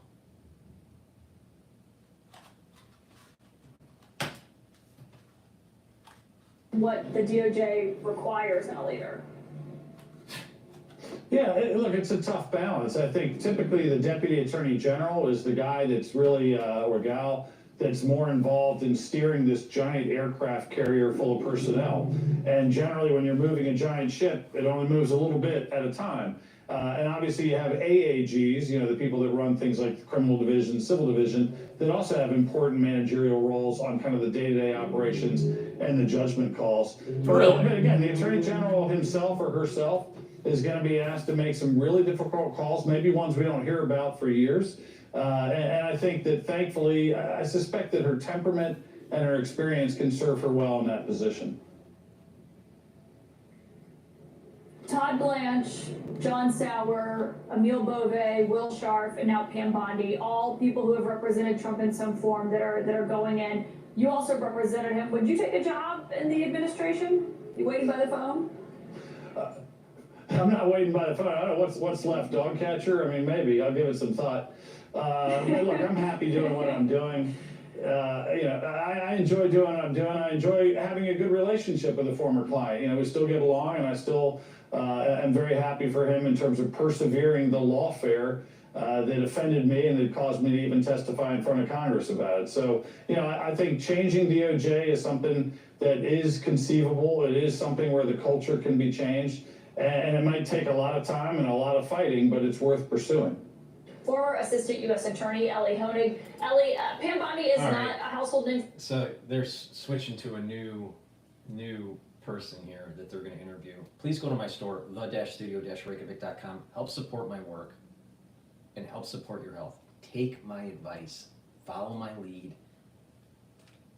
I'll lead you to the right path to boost up your energy levels, improve your immune system, slow down the aging process. All right? There's no panacea. It's not, magic or anything. It's diligence, all right? And continuity. So please go to my store, the-studio-reykjavik.com. Get the omega-3. It helps with your cardiovascular health. How it works is that it brings down your LDL levels and increases your HDL levels. Very important to take every day. Olive leaf extract, a great product that I have on my store. It's a dual purpose product. It helps with your immune system and your cardiovascular system. How does it work? It brings down inflammation, but it also helps to bring down LDL and HDL levels. So it's synergistic with omega-3. Go to my store, the-studio-reykjavik.com. Get the olive leaf extract. It is a great way to improve your immune system and your cardiovascular system. Lignans, extremely important to help with improving your immune system, and it is synergistic with olive leaf extract. Lignans will lower inflammation and also soak up free radicals. Please go to my store, and this is in a powder. It has a little scooper. You mix it with your food or mix it with filtered water. You take it every day, boost up your immune system. This is really important, especially after the crisis that we went through in 2020. All right? Trust me on this. All right? I know what I'm talking about. Get the lignans to boost up your immune system.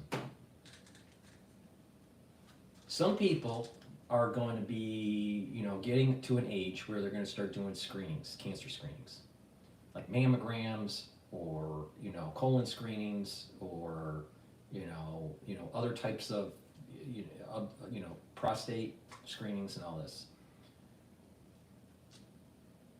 More cases are going up. The number of incidences of certain types of cancers are going up since 2020. All right, I've done multiple videos, maybe 20 different videos on this. All right, I don't just say it, I show the CDC incident numbers. Not just that, I tell you what the mechanisms are and why it's happening, what the molecular biology is taking place and how it's shutting down tumor suppressor genes and tumor suppressor proteins. All right? You need to boost up your immune system. If you don't, you're going to regret it. Now, it's your choice, but if you choose not to do something and something bad happens, don't be surprised that it happened, because you should have taken the advice of others. Because I've seen it happen. All right? You need to pay attention. I'm telling you how to mitigate it. There's no panacea, there's no magic bullet, but the point I'm making is that people's risks for cancers are elevated. You need to start paying attention. So that's, unfortunately there are so many people out there that don't pay attention to people's advice, especially when it comes to their health. And what happens is that they'll start listening once they start having problems. But by the time you have a problem, then it's much harder to fix. It's like, a mechanic comes to your house and they go, you know what? Let's say it's a neighbor, and a mechanic says, there's something, I hear something with your car is not right. Maybe the timing, or maybe the pistons aren't moving in the engine right. And, if you let me look at it, I can fix it for you for a low cost. And you go, well, it still starts. And, you wait another 2 years and it gets worse and worse and worse. And then all of a sudden the car doesn't start. And you go to the neighbor and go, my car's not working anymore. And the guy goes, you should have listened to me 2 years ago. I could have fixed it for $100. Now you need an overhaul in your engine, and it's going to cost you $6,000. Take that lesson, because that's what's going to be happening to your health if you don't pay attention. Please go to my store, the-studio-reykjavik.com. As we get older, our pancreas doesn't function as robustly, all right? And it's important to supplement so we reduce the load on the pancreas. Digestive enzyme complex helps with that. This will help break down carbohydrates, proteins, and lipids, so you can absorb the nutrients, reduce the stress on your pancreas, and that way, you won't have some of the digestive issues. Right? If you work out, let's say you're young and you're really super healthy. the digestive enzyme complex. Your muscles quicker. Please go to my store, the-studio-reykjavik.com, and get the digestive enzyme complex. Okay, so let's continue with CNN talking about Pam Bondi being the new nominee for Attorney General. Everyone, obviously those of us in Trump world know her very well. When you look at her qualifications, how does she compare to previous picks for Attorney General? Well, Caitlin, she's way more qualified than Matt Gaetz. Let's start with that. You know, last week when Matt Gaetz was announced as Trump's original pick, you and I said there's two main things you have to look at: qualification and independence. So on the first of those qualifications, Pam Bondi is, without a question, qualified to be Attorney General. She's been a prosecutor for 20 years in Florida. For 8 of those, she was the Attorney General of the state. That's a very big, very complicated job, and that level of experience is on par with or better than most United States Attorneys General that we've seen over the past 50 years or so. When we get into independence, though, things get a little more complicated. Now, there's nothing wrong or unusual with an Attorney General who shares the same politics and ideology as the president. That's the way these things work. But I think the big problem with Pam Bondi is she was a vocal 2020 election denier. And I think that raises legitimate questions about her independence and her credibility, and I expect that to be a sticking point when she goes in front of the Senate. But I guess the question... If you have an opinion about something and it goes against the national security state, you're evil. Amazing.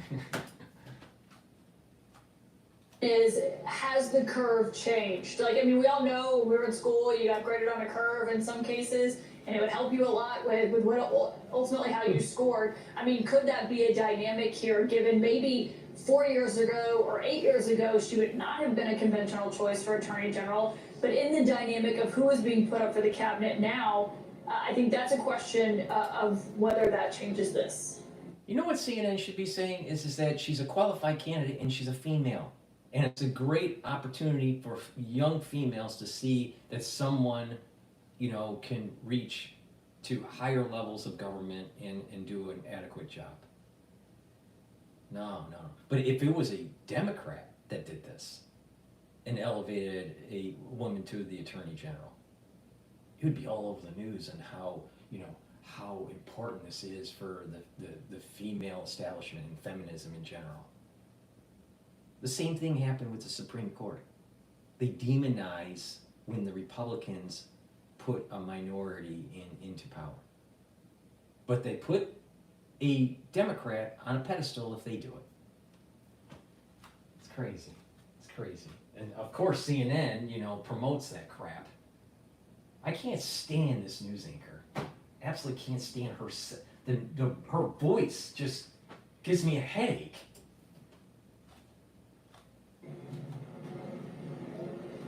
Yeah, I think that's a... So what is ClickUp? ClickUp is an all-in-one productivity software where you can manage everything and anything related to your work. Your documents, your... Yeah, I think that's a great observation. I think if we compare her to Matt Gaetz, she exceeds him on every level by far. But if we go back to sort of a normal curve, I think it's a closer call. One person who I think is an interesting historical comparison for Pam Bondi is Janet Reno. Now, I'm not saying Pam Bondi will be Janet Reno, but Janet Reno had a similar background. She had been a state-level prosecutor in Florida for about 15 years at the time when Bill Clinton nominated her to become Attorney General. Now, I think the difference, though, is Janet Reno was probably the single most independent Attorney General we've had in this country for at least the last 75 years, and maybe beyond that, often to the consternation of the Clinton administration. I think every indication is that Pam Bondi will not be anywhere near that independent, if she'll be independent at all. But again, this is a Republican administration. Donald Trump won the election. We're not going to have an Attorney General, Eric Holder, or Sally Yates, or Pete Buttigieg, or Elizabeth Warren. This is elections have consequences. Well, what does that look like, though? Because that has been the norm for the White House ever since the Nixon era of this independence between the Justice Department and the White House. I mean, last I checked, President Biden and Attorney General Merrick Garland had not spoken in quite some time. He was actually quite frustrated with him. But that independence layer is there, obviously, for a reason based on past historical precedents. We'll see what that looks like. I do want to mention, though, because you talk about her what this looks like. You mentioned her role in filing those election-related lawsuits in 2020. She also previously has been a registered lobbyist for Qatar. There was the time when she faced the scrutiny over the $25,000, the campaign contribution she got from Trump at the same time her office was considering signing on to other litigation investigations into Trump University. Are those questions that you would expect to come up at her confirmation hearing? Oh, absolutely. That is all fair game. If you're going to go put yourself up for Attorney General, you have to assume everything you've done is going to be fair game for questioning. And I think that latter thing that you mentioned, Caitlin, is going to be a big deal. What happened was Donald Trump's charitable foundation made a $25,000 donation to Pam Bondi's super PAC. At the time, Pam Bondi, which is Attorney General of Florida, was considering joining a lawsuit against Donald Trump for his university, quote-unquote university. Now, ultimately, the state of New York brought that lawsuit, but Pam Bondi decided not to bring it. And when that transaction came under scrutiny, originally the party said, whoops, it was a mistake. We actually didn't mean to donate it to Pam Bondi. We meant to give it to some other entity, some other nonprofit in Kansas. Ultimately, though, that was disproven. That was proven to not be the case. That got them into some trouble with the IRS. They had to give the donation back. So that's exactly the kind of thing that I think is fair play here. And Caitlin, it's important to know, we are now looking at a possible situation where the top 4 officials at the Justice Department, and that could be Pam Bondi, could be Todd Blanche, who's nominated for Deputy AG, John Sauer, who's up for Solicitor General, and it could be Emil Bove, have all represented Donald Trump in some personal capacity. And it's important to know it's a very different job than being AG. When you're the personal lawyer or criminal lawyer for anybody, your interests align 100% with that person. When you're the Attorney General, though, you're not supposed to have the same orientation. There are times when a good Attorney General, like Janet Reno, has to do things that are adverse to a president and has to exercise independence. So I think that would be the overarching question. All right, so that's CNN. What's going on with the Treasury over at the Trump team? A lot of President Trump's first 100 days on Capitol Hill.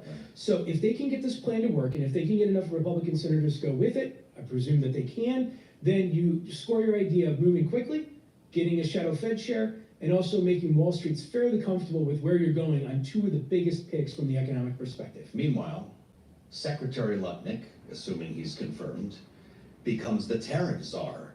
They put USTR under Commerce. That's the tariff house. That's how that works. Treasury gets covered because Lutnick is doing it.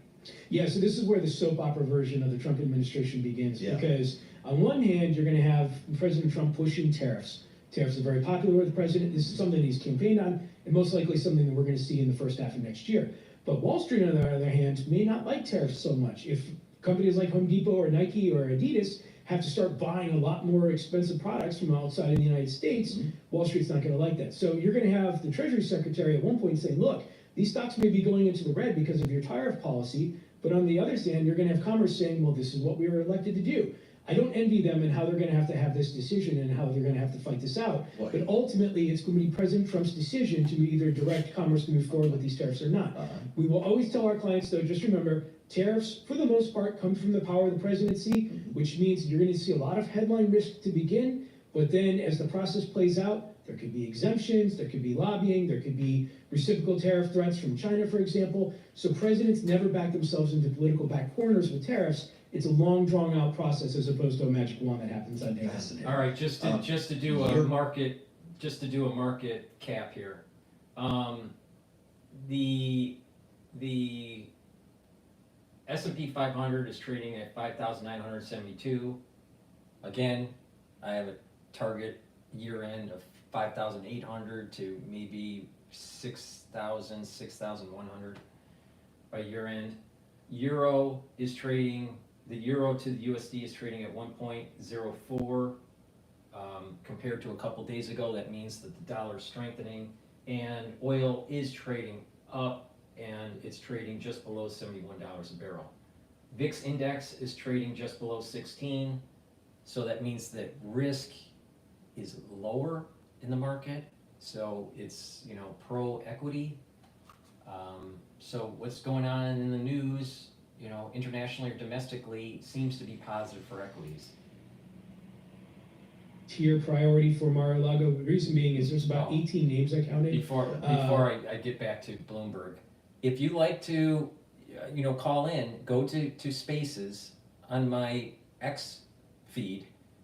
It's Telemetry episode 29. Just raise your hand, and if you want to talk about what you think is going on in the Trump administration, or your take on what's going on in Europe, with these ATACMS and the ICBMs that were launched by Russia. That's really not an ICBM, but some sort of new technology that's supersonic or hypersonic. So, please go to Spaces on my feed and raise your hand, and I'll let you talk. I think it's important to have a dialogue, all right? Yeah, but I don't think you're going to see this really fast deregulatory effort over at the SEC. The crypto loves this, right? I mean, we're looking at $100,000 here. The difference since the election has been wild, and the money made.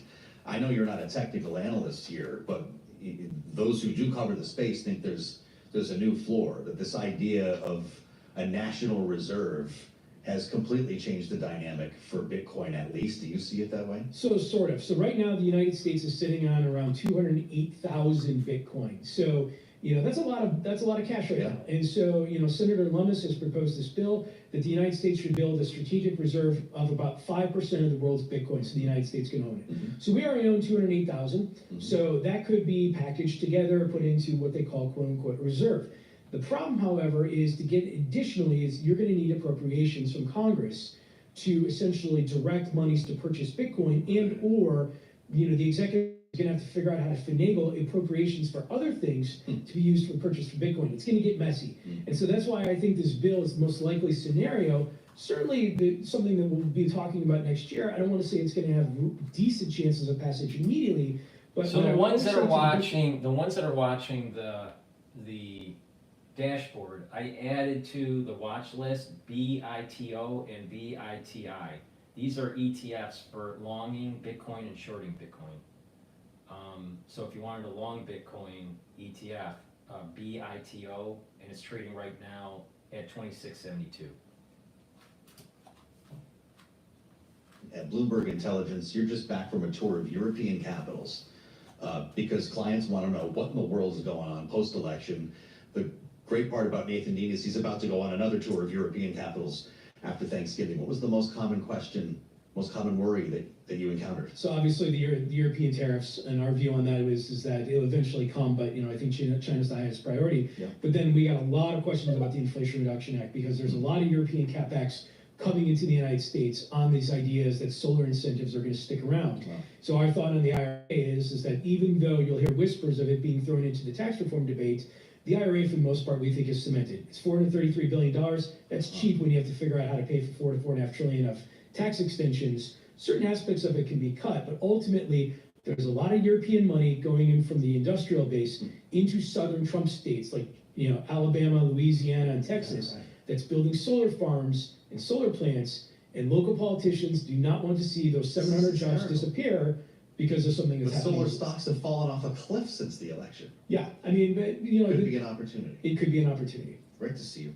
Happy Thanksgiving. Thanks for always being great. That's Nathan Dean, of course, you know that, with his patented fleece vest right here in the flesh. I'm Joe Matthew in Washington. As I mentioned, an important interview ahead. Governor Phil Murphy of New Jersey, as we now assemble our panel. They're with us a touch early, glad to say. Rick Davis and Jeannie Shanzano are with us on the Friday edition. Bloomberg Politics contributors. Rick Davis, partner at Stone Court Capital. Jeannie is political science professor. Before we go to Fox talking about the new Attorney General nominee, please go to my store, the-studio-reykjavik.com. Help support my work and help support your health.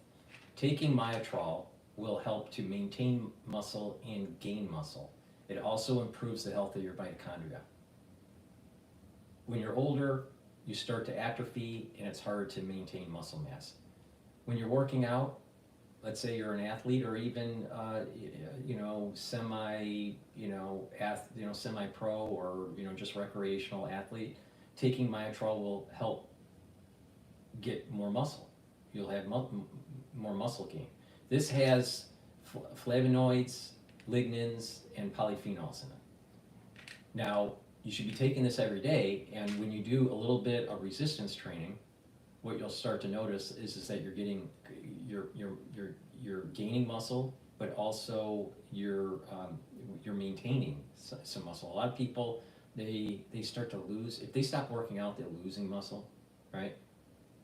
And when you get older, you start atrophying and you're losing muscle, and this is very prevalent once you get to about 65.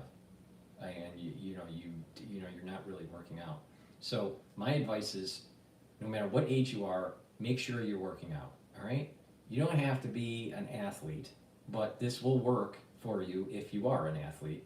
But if you're older, start doing a little bit of cardio, start doing a little bit of resistance training. You don't have to overdo it. Just do a little bit, do some stretching exercise. Balancing exercise is very important to improve your neurons, all right? And when you do that on a regular basis, and you're taking supplements such as Myotrol, what's going to happen is you're going to have more energy because your ATP, you're increasing your ATP, the health of your mitochondria is going to be increasing, and that energy is going to allow you to build muscle, all right?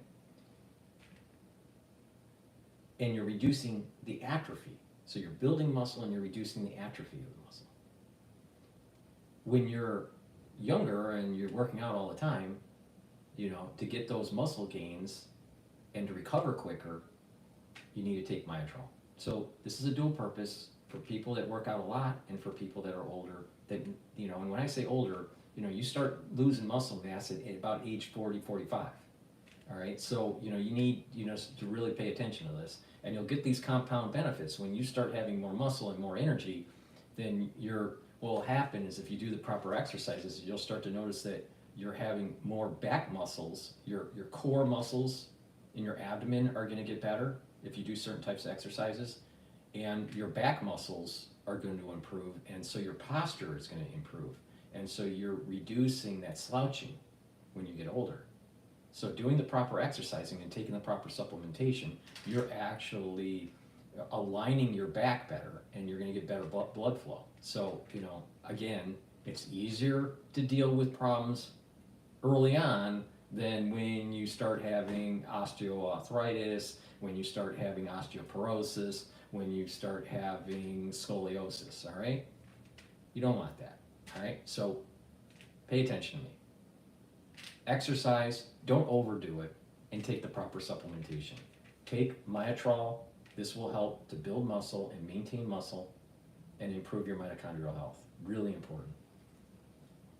And vitamin B complex. This is important. The first few B vitamins helps with your mitochondrial health, so your ATP will go up. Vitamin B helps with cellular metabolism, really important. And certain B vitamins also help with neuroprotection. Really important when you get older. Remember what I said. You need to do balancing exercises and stretching exercises. Why? Because you need to activate the cerebellum. If you don't activate your cerebellum, it's going to age, and you're going to start having wobbling issues and gait issues. Pay attention to me.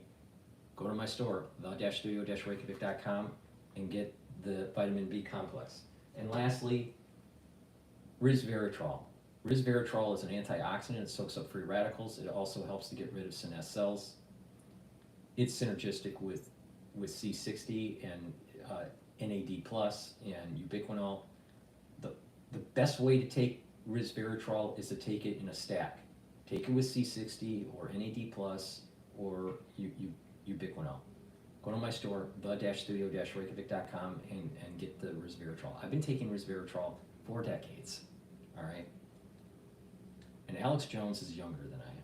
Does Alex Jones look younger than DrPaulCottrell? Not so much.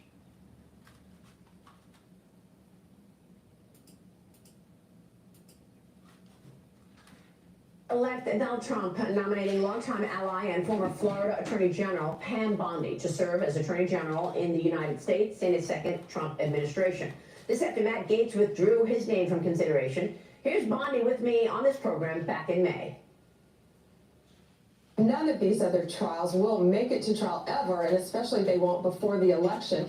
All of these prosecutors hate Donald Trump. They have a personal vendetta against him. They've been very vocal about it. Some have campaigned on getting Donald Trump. And as a career prosecutor, Maria, if you even have an appearance of a conflict, you get off a case. You recuse yourself from a case. There are safeguards in effect for that. And you put other prosecutors on the case. And here, they have done quite the opposite. Look at Fannie Willis, of course, in Georgia, her affair with Nathan Wade. That case is falling apart. Jack Smith, they have said they've altered evidence in that case. And now I think with the presidential immunity issue out there, none of these cases will get to trial prior to the elections. Joining me now is Wisconsin Congressman Scott Fitzgerald, member of the House Financial Services and Judiciary Committees. Congressman, good to see you. Thanks very much for being here. Your reaction to President Trump choosing Pam Bondi as next AG? Pam's going to be great. I've known her for a number of years, been involved in a lot of different things that certainly I think many members of both the House and the Senate have worked on in and around Pam, both as AG in Florida and at the federal level with the Trump administration, first Trump administration. So you think she'll get confirmed? You think she'll get confirmed then? I do. I think she'll have the ability to kind of visit those Senate offices, and they'll be able to hear an explanation, I think, of where President Trump wants to go. Hours after with these agencies that, the 40-some agencies that have run amok over the last 4 years, and Pam's going to be able to deliver that message effectively. She's great. Well, President Trump will also get the chance to hit the ground running on filling two key positions once he takes office. Got Securities and Exchange Commission Chairman Gary Gensler announcing he'll resign on January 20th, the day of Trump's inauguration, of course, while the Federal Deposit Insurance Corporation FDIC Chairman Martin Gruenberg says he'll resign on January 19th. Republicans on the Financial Services Committee recently released a report detailing toxic culture at the FDIC under Gruenberg. Congressman, what can you tell us? Oh, it's been unbelievable. I mean, when he's been before the committee and was forced to answer some of those pointed questions, really no good answers. So yeah, it's FDIC has been a mess for some time. And then you've got Gary Gensler, where it's been chaotic the entire time under the Biden administration with the ESG climate rules. You had SAB 121 that blocked a lot of the banks' digital asset momentum. So there's been a lot of issues in and around both of these guys. And I think the Financial Services Committee is ready to move on. What about FTC head Lena Khan? She's been stopping all the deal flow, right? So you've got SEC Chairman Gary Gensler throwing all these rules and regulations at corporate America and investigating, suing companies. And then you've got Lena Khan over at the FTC stopping mergers. Do you think all of that goes away in a new Trump administration? I do. As a matter of fact, there's enough. So my wife got me this weird new kitchen knife as a Christmas gift. God, I love her. At first glance, one of them looked like a Viking sword. I do. As a matter of fact, there's a number of bills that have been moving both through judiciary and through financial services that do just that. They will help with the Trump extensions on the tax cuts. They will certainly make it easier for merger activity to continue. And then the last thing is just general deregulation, which is something which would be a 180 compared to where the Biden administration is. Absolutely. And Carolyn Danny, jump in here. I remember when Trump was in his first term and he staged that whole, thing with scissors and cutting red tape and stacks of paper saying, cutting regulation is a beautiful thing. Jump in here. Yeah, Congressman, I think for millions of Americans, part of this mandate in this election was to throw off the yoke of the bureaucracy that was suffocating them as they operated small businesses. And this was after, of course, Kamala Harris claimed to be the champion of entrepreneurship while privately fighting against them. And I know that Trump in his first term, he said for every, I think it was 5 regulations that were introduced, we were going to cut 1 or 2. Do you have any insights into what his plans are with that? Is there going to be a new ratio for every set of regulations that are introduced? Is he going to roll some back? How is he going to in practice, remove a lot of the red tape that hurts so many Americans?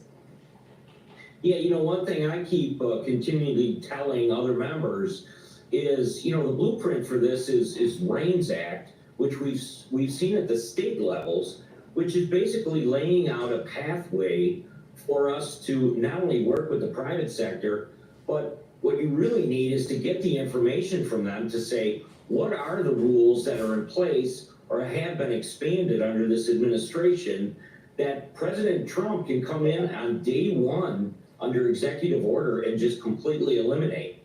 I mean, we saw Biden do it, right? We saw him eliminate the Keystone Pipeline within the first week.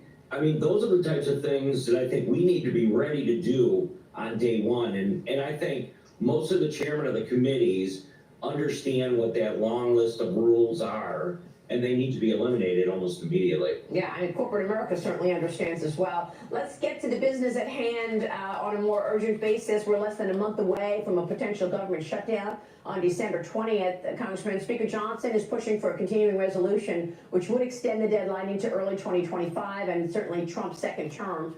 The Committee for a Responsible Federal Budget President Maya McGinnis was with me here yesterday. Here's what she said, watch. The first thing is that lawmakers should really pledge that there will be no new borrowing. We're on track to borrow $22 trillion over the next decade. They should make a commitment that other than huge emergencies, they will not pass legislation that would add to the borrowing. Here is the problem, is that we always have an emergency to give more power to the national security state, to give more power to these agencies, and to spend more money. Let's stop having emergencies. Secondly, I am all for DOGE going in and, getting rid of the deadwood in these agencies, the overspending. They're not doing competitive bids anymore. They're not looking at budget lines and trying to talk to their vendors and bringing down the costs. I mean, there's these cases where there's a congressional hearing, and you have, where someone lifts up a part, that maybe Boeing is providing, that costs hundreds of dollars, yet they could get it at Home Depot for, a few cents. Maybe I'm, exaggerating a bit, but the point here is that, are we really spending our money properly? The ones that are taking our taxpayer dollars are wasting it. And so DOGE going in and fixing that problem and right-sizing these agencies and cutting through the red tape and cutting through regulation and shrinking down the workforce, I think is a good thing. That we've had a bloated government for a long time, and it's not efficient. It's not helping. If you're a small business owner, a lot of the regulations are hurting you, not helping you. The tax code is just, you need to have a Ph.D. in taxation, to know from year to year what's going on. It's crazy. So if we add new policies, we need to find ways to offset them. When we increase the debt ceiling, we should do it in a way that hopefully is paired with policies that decrease our borrowing, not increase it like we've seen before. We've seen a lot of leadership on this coming in. Now, maybe, I'm a little bit, old-fashioned, but I don't think we should be setting a new debt ceiling. We need to force Congress to spend in its means. And I don't believe in this idea, we're gonna default on our debt and all this stuff. No. You cut spending. You cut spending. If you can't afford it, you cut the spending. Don't just keep on increasing the debt limit. Because what happens is that it wasn't that long ago where the debt per person was, about $60,000 to $70,000. Now, the debt per person is $106,000. That's per person. Now, if you look at it per taxpayer, it's $272,000. That's crazy. $36 trillion in debt? What for? What for? A $4 trillion black hole for 20 years in the Middle East post 9/11? It's crazy. The House. I'm more worried about the Senate that wants to engage in hand waving and kind of make some of these costs of extending tax cuts or raising the debt ceiling without saving. Congressman, what is the plan going into this next funding battle?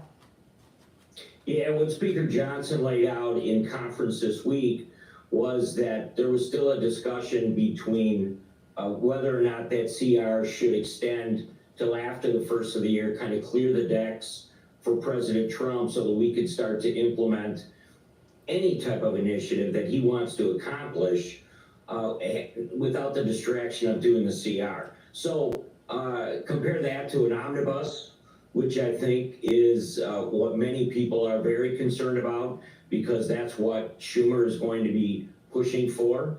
And the speaker is dug in. I mean, he told members that is not the route that I want to take. But I think you're probably going to know more in that first week of December, because he's going to have to go back into the conference and make that pitch to all the members. You know, we're still operating with just the slimmest of majority, and as a result of that, they're going to have to go member to member and kind of make this pitch and sell whatever they think they're going to be able to get done to make it a good path for President Trump in that first 100 days. Understood. Congressman, good to see you this morning. Thanks so much. We're going to transition to Fox Business about attack on the U.S. Russia reportedly threatening U.S. defense base in Poland. But before we do that, please help support my work and help to support your health, boost up your immune system, slow down the aging process. A great way to do that is to take the vitamins that I have on my store, the-studio-reykjavik.com. I have vitamin K2. This is a dual purpose product. This will help with bone health and also your cardiovascular health. And you stack it with D3. D3 helps to absorb calcium. It's a gene expression cofactor, and it will help cells to go into apoptosis if they need to, especially if they're infected. So you stack them together and you improve your health. Please go to my store, the-studio-reykjavik.com. Take K2 and D3 together. Another great stack to improve your immune system and to reduce inflammation is to take turmeric. It's an antioxidant and it'll bring down pro-inflammatory cytokines. Ashwagandha root helps to control cortisol levels and your blood glucose levels. That will bring down the inflammation in your vascular system. When you stack these together, you're improving your immune system and your cardiovascular system. Please go to my store, the-studio-reykjavik.com. Improve your immune system and your cardiovascular system by taking turmeric and taking ashwagandha root.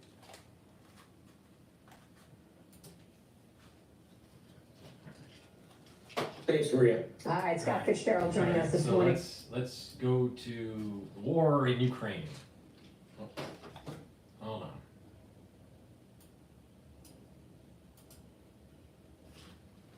Hours after Russia launched a ballistic missile into Ukraine, the Kremlin threatened to attack a new American defense base in Poland with advanced weapons. Victoria Gaetz from the Heritage Foundation joins me now. Victoria, thanks for being with us.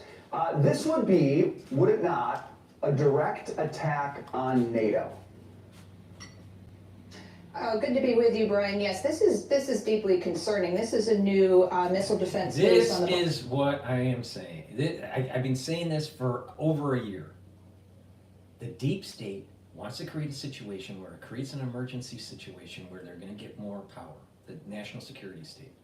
If Russia hits a NATO country, then this whole Article 5 gets kicked in, and there's emergency powers and more, spending, and they will try to clip the Trump administration from restructuring these agencies because we're in an emergency situation. The deep state wants Russia to hit Poland.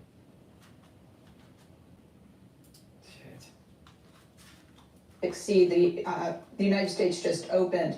It's called Aegis Ashore. It's one of our most sophisticated missile defense systems. It protects not only Poland, but also our Baltic allies, Lithuania, Latvia, and Estonia. And so, yes, this would be very much an attack on the United States, on NATO. And, you know, I have a very, very bad sense we're sort of drifting back into the Cold War here. Okay, so I want to talk about that very bad sense for a second. I mean, you get saber rattling, you get rhetoric, and then you get things like... Neil Ferguson, the historian, said we're already in Cold War 2.0. All right, so wake up, honey. We're already there. And it's our posturing and our international gurus that led us down this path.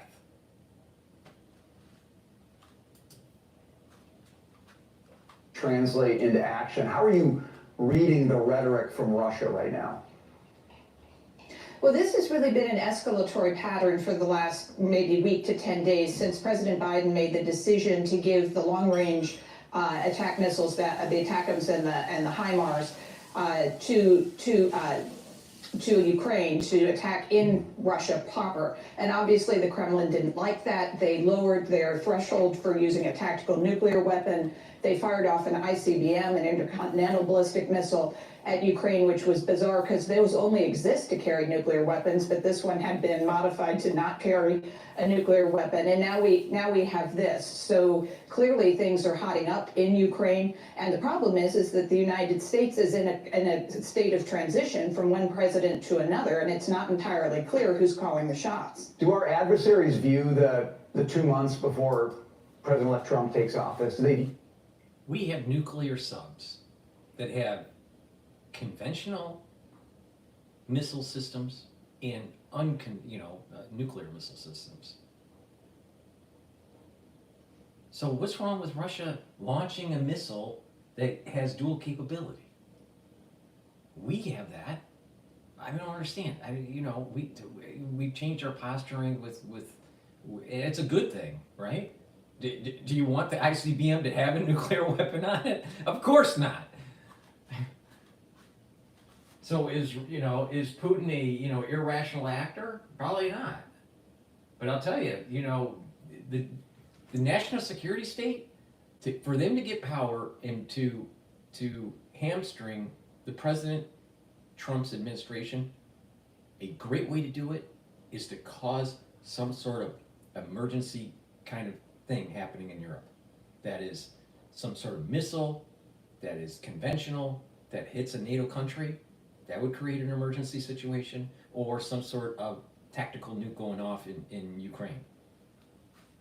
Either one of those is going to change the whole dynamic of the Trump administration and the way we spend money in Congress. That as a window to do exactly this sort of thing? Yeah, transitions are always dangerous, Brian, but they can be orderly if, it's clear that the caretaker president is just that, not making major decisions, not creating crises.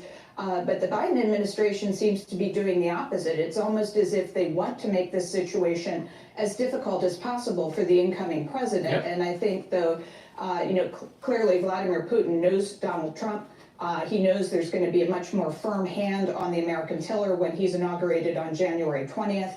So my hope would be that he keeps it as much in the box as possible until then, to allow for a negotiated end to this terrible war. But it's deeply concerning for the next 60 days. All right, next one for you, Victoria. Senator John Fetterman slammed the International Criminal Court after they issued arrest warrants for Benjamin Netanyahu and Yoav Gallant.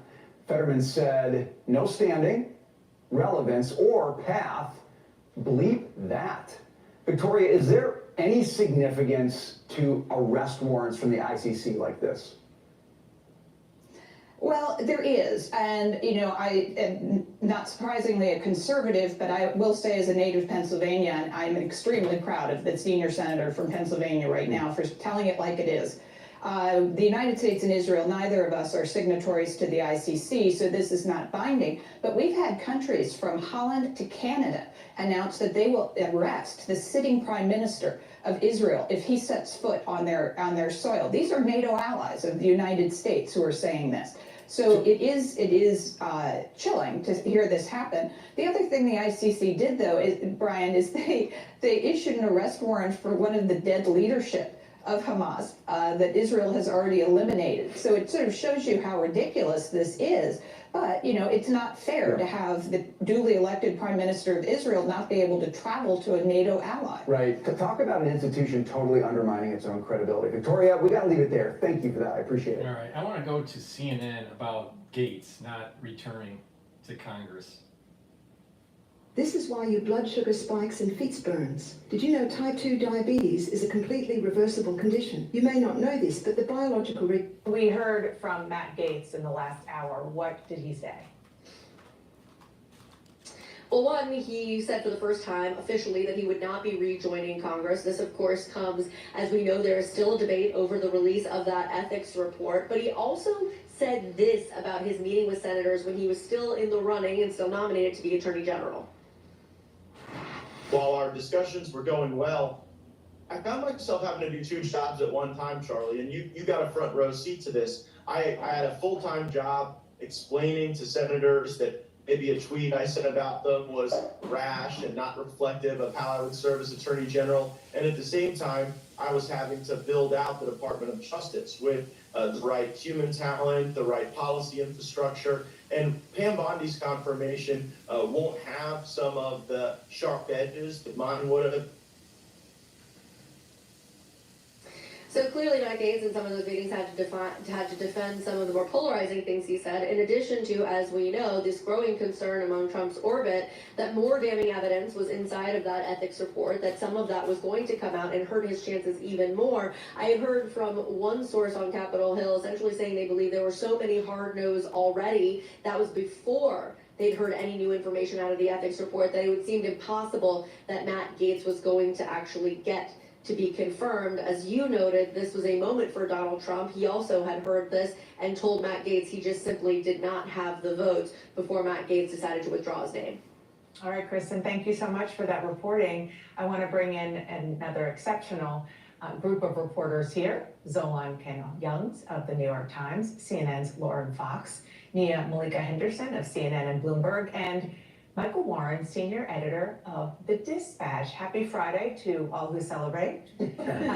Lauren, I want to start with you because that Matt Gaetz clip is so telling. The fact that he just openly admitted that in these meetings that you were following him around going to over the past few days, he had to confront the fact that he really pissed off a lot of these fellow Republicans in various ways over many years because of his combative style. Yeah, put aside the fact that senators always feel as though they are superior to the House of Representatives. That is a dynamic that exists across Capitol Hill.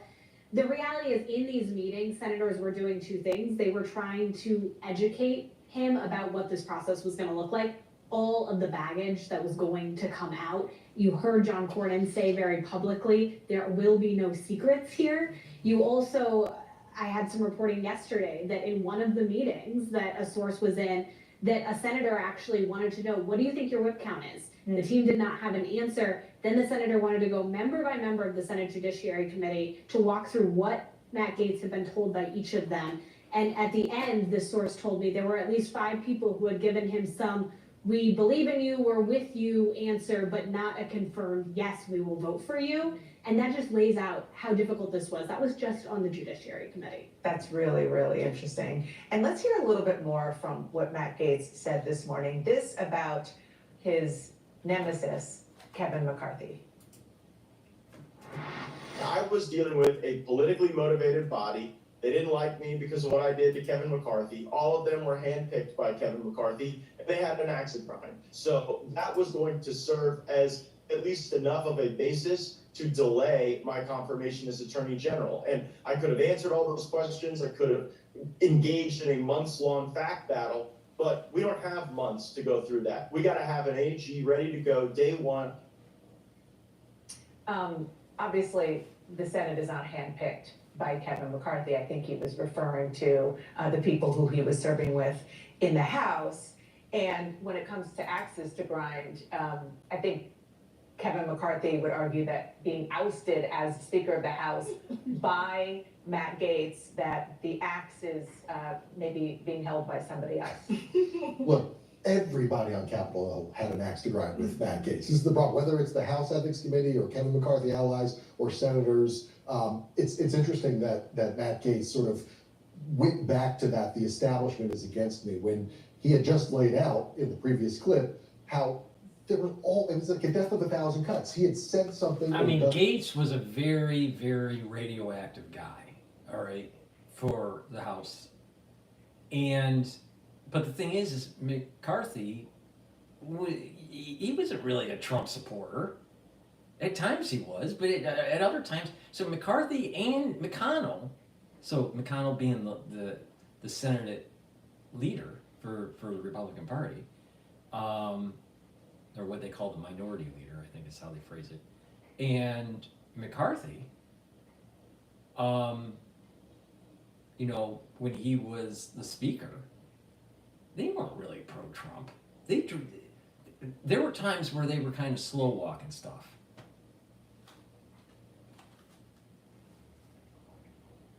So the problem is that Gaetz was too radioactive. The other part of the problem is the establishment isn't really so pro-MAGA at all.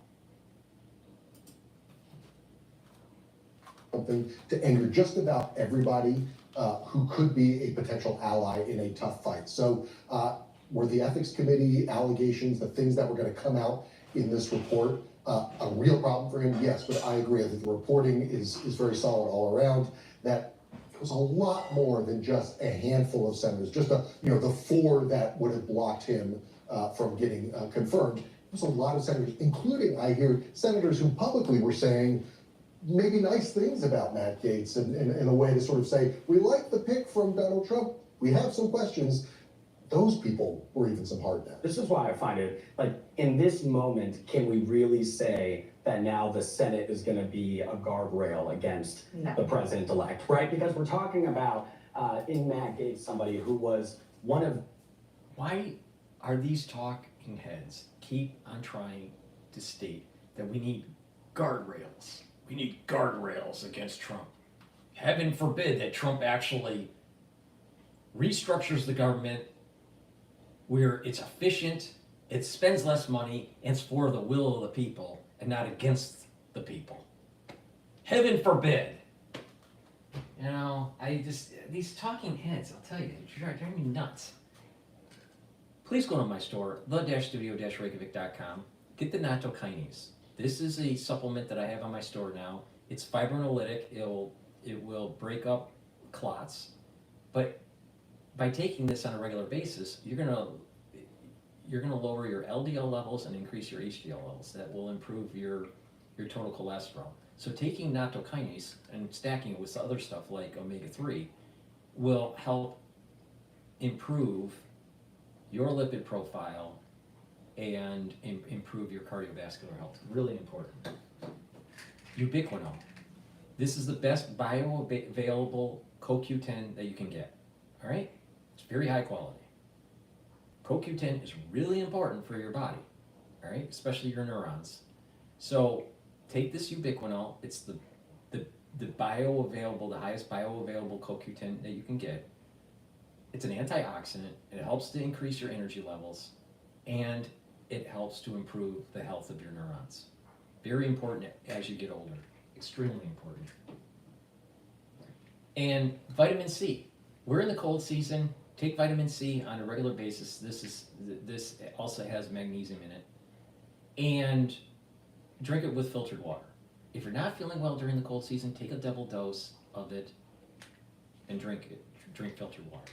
But take vitamin C, and vitamin C not only helps with your immune system, it also helps with your skin. It is a vitamin that cross-links with collagen to improve the dermal layer of your skin. NAC is something that I've added to my stack, my personal stack, to improve my health. Why? Because it boosts up glutathione levels. Glutathione is really important to help soak up free radicals, and this is synergistic with C60. So C60 is soaking up free radicals in one pathway, NAC is soaking up free radicals in a different pathway, and they're synergistic. So take NAC, soak up those free radicals, improve your energy levels, and NAC also helps to reduce anxiety, all right? And put your system more into a parasympathetic system. So NAC, take every day, add it to your stack, and soak up those free radicals. If you notice, with this whole anti-aging and longevity and boosting up your immune system, it's based on 3 major pillars. Structural nanosilver, neutralize pathogens. The second pillar, reduce inflammation, taking things that will lower pro-inflammatory cytokines like turmeric and ashwagandha. And soak up free radicals by taking things like C60 and ubiquinol and NAC. And lastly, NAD+, extremely important. Why? Boosts up energy levels, helps to repair DNA damage. That happens a lot when you get older. And it's also helping with the health of your neurons, synergistic with ubiquinol and synergistic with NAC. Have you seen a common theme here?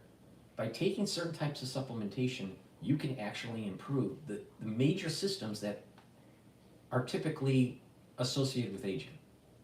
And if you start early, you'll get the compound effect where you are slowing down the aging process and boosting up your immune system.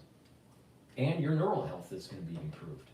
Very important, because you don't want to be like a talking head on CNN, right? Because they have a lot of neurological damage. If not the most unpopular Republicans in Congress amongst his own party. So the fact that this was blocked, it's tough to say at this point whether or not, whether the Senate now will actually, establish sort of a check on the president. This was the easiest to push aside. That's right. But it is a misreading on Trump's part, right? He put Matt Gaetz up there. He presumably thought he had a shot. Maybe he thought he could sneak him in there with a recess appointment. Folks on the Senate side don't seem to be too willing to grant him that. So, this is a pick that Trump thought through his power, through what he sees as a mandate, right? I don't really necessarily think it was a mandate, but he thought through his sheer power, he could blow past the anger that people had at Matt Gaetz, and he was very, very wrong. And I think most people, when they saw Matt Gaetz, they said, this is never, ever, ever going to happen, but somehow Trump thought differently. I want to listen just to the point that you were talking about with regard to whether Gaetz is a canary in the coal mine. I agree with you. I think Matt Gaetz is his own issue and comes with his own, not just baggage, it's like an entire steamship of things that he had to deal with. Listen to Steve Bannon, who has been using, since he got out of prison, using his podcast to gin up the MAGA base and try to send messages to Team Trump. In that Senate right now, they're thinking, hey, we got him. He's the Bannon in these areas, they talk big. All hat, no cattle. They come up here, the first guy, the golden boy, the guy, the Gaetz, the guy, he's the lead guy, the lead tank, he's the guy. Boom, gone. Suck on that. How tough are you guys? Well, we're going to have to prove we're pretty tough. I keep saying, you back off of these things, they're going to roll you. I think that, senators, one of the strategies that perhaps they're deploying right now is to not publicly go up against Trump, but to, in these meetings, very privately make clear to nominees that have potential baggage, this is going to be an issue. And just to remind you, there's a public hearing, there's questions for release, there's answers that you have to give us in writing. Everything is going to happen under oath. Are you and your family ready to do this? And I think that is sort of a very clever way for Republican senators to thread that needle. And so I think the reporting around what members are telling what members are telling these nominees in private meetings is so important right now. Yeah, and do you think that regardless of Matt Gaetz being his own kind of in his own a category of his own, there are other nominees, Pete Hegseth, who has some issues, and he clearly has shown that he wants to fight, but is this the kind of conversation that senators are having with him? Absolutely. I mean, this is the kind of conversation that senators are having, and that is independent of issues that they may have on these individuals' stances on policy, on philosophy of how they're going to run these agencies, on their qualifications. That is a whole separate conversation that also is going to transpire in a very public way, and Democrats aren't going to let that stuff go either. Yeah, I want to ask about something that you wrote about this morning. And the headline is, it's Florida time in Washington. Donald Trump is bringing the Sunshine State to DC, and backed, obviously, Pam Bondi, being the former Attorney General of Florida, is a big example. There are others as well. Yeah, I had actually written, included Matt Gaetz in my write-up, had to strike it from the copy before we went publish, and then was able to slot Pam Bondi right in. So it just goes to prove my point, which as a reporter I love. Look, this is Florida's time, as I quote Brian Ballard, who was sort of a super lobbyist in the first Trump administration. I think he's going to be he's from Tallahassee. He's going to be a force to reckon with. You've got all the way from Susie Wiles, the incoming chief of staff, a lot of the senior staff in the White House, also from Susie Wiles' orbit in Florida. Marco Rubio, Mike Waltz in the National Security Advisor position, and Trump himself is a Florida man now, and it's through and through. You can see it from the way the transition is coming out of Mar-a-Lago. People talk about, well, we got to hear what Palm Beach has to say. I mean, this is a Florida administration, so except for the palm trees, I think Washington's going to look a lot like Florida in a couple months.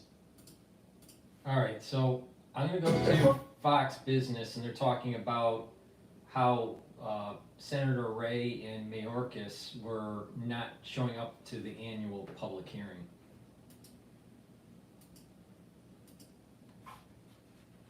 Of the Homeland Security Committee, Wisconsin Senator Ron Johnson.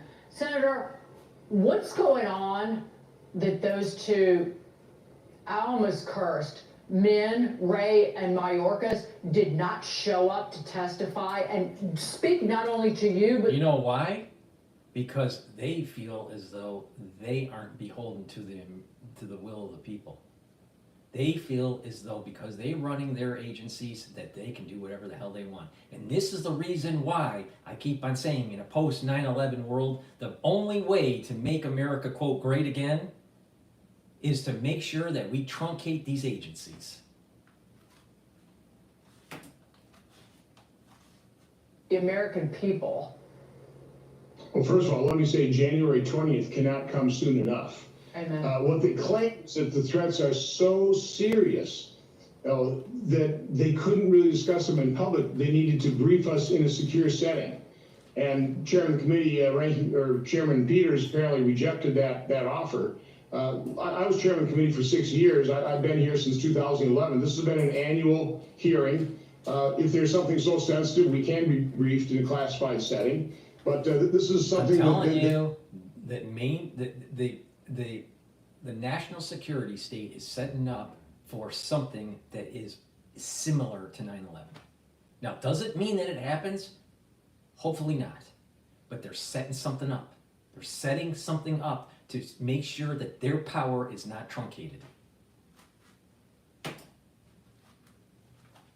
Just blew off. And by the way, if the threats are that serious, and I don't doubt that they are, it's because of what they have done. You know, particularly Secretary Mayorkas, who's pretty well, ruled over the open border policy that has let, millions of people, some of them terrorists, gang members, cartel members, human traffickers, sex traffickers. Right. And so what happens is Mayorkas fails on the job, causes risk in the society, and isn't held accountable. Just like these generals that lose wars, they're not held accountable. They'll get their golden parachute at Raytheon. And present danger that now they won't even talk to Congress about. It's outrageous. Well, Senator, on a broader scale, we got a lot of threats abroad that some of which are not that too far away. In Europe, for example, where the Biden administration has been ratcheting up the danger and the threat of the situation by providing Ukraine with very lethal weapons, both landmines and these long-range missiles. And I'm just curious, who do you think is making these decisions? If President Biden is going off to the Amazon and Kamala Harris is out on the beach in Hawaii, who's actually making these very critical decisions about foreign policy right now? I would say nobody knows. I mean, I think that's been true throughout the Biden administration. Thank you for asking. Dr. Paul Cottrell thinks this. It's a combination between Satan and Bozo the fucking clown. Forgive me for interrupting, but do you have an idea? Is it Secretary Blinken, perhaps? Yeah, we really don't know. Is it his chief of staff? Yeah, I don't know. Is it the individuals that turn down his bed at night? Listen, this is a dangerous world, and they're making it more dangerous. I mean, this dangerous escalation, allowing U.S. attacker missiles to go into Russia. You know, Putin has obviously drew the line in the sand. You know, he warned us that NATO was off the table, but Biden wouldn't take that off the table, and Putin went ahead and invaded Ukraine, and now Ukraine is largely destroyed. Again, this has been so mishandled, and now on the brink of finally having a responsible president in office. Now they launched this escalation, and of course the reaction was Putin launched an intermediate range ballistic missile with MIRV, with multiple warheads on it. Not nuclear tipped, I mean, but they had to warn the U.S. Because that's the type of missile that could be mistaken for a nuclear weapon. I mean, this is dangerous territory, and for what purpose? Again, the only way this war ends is with a negotiated settlement. Every day that goes by, the result is worse because more Ukraine gets destroyed, more Ukrainians die, more Russian conscripts die. So create the stress in the European theater where there could be an attack by Russia on a NATO ally, create an emergency or some sort of miscalculation where tactical nukes are used. But our national security state is doing this to us. And when they make this mistake and something bad happens, they're going to go to Congress and say they need more power and to curtail your freedoms. You don't believe me? Look at what happened during 9/11.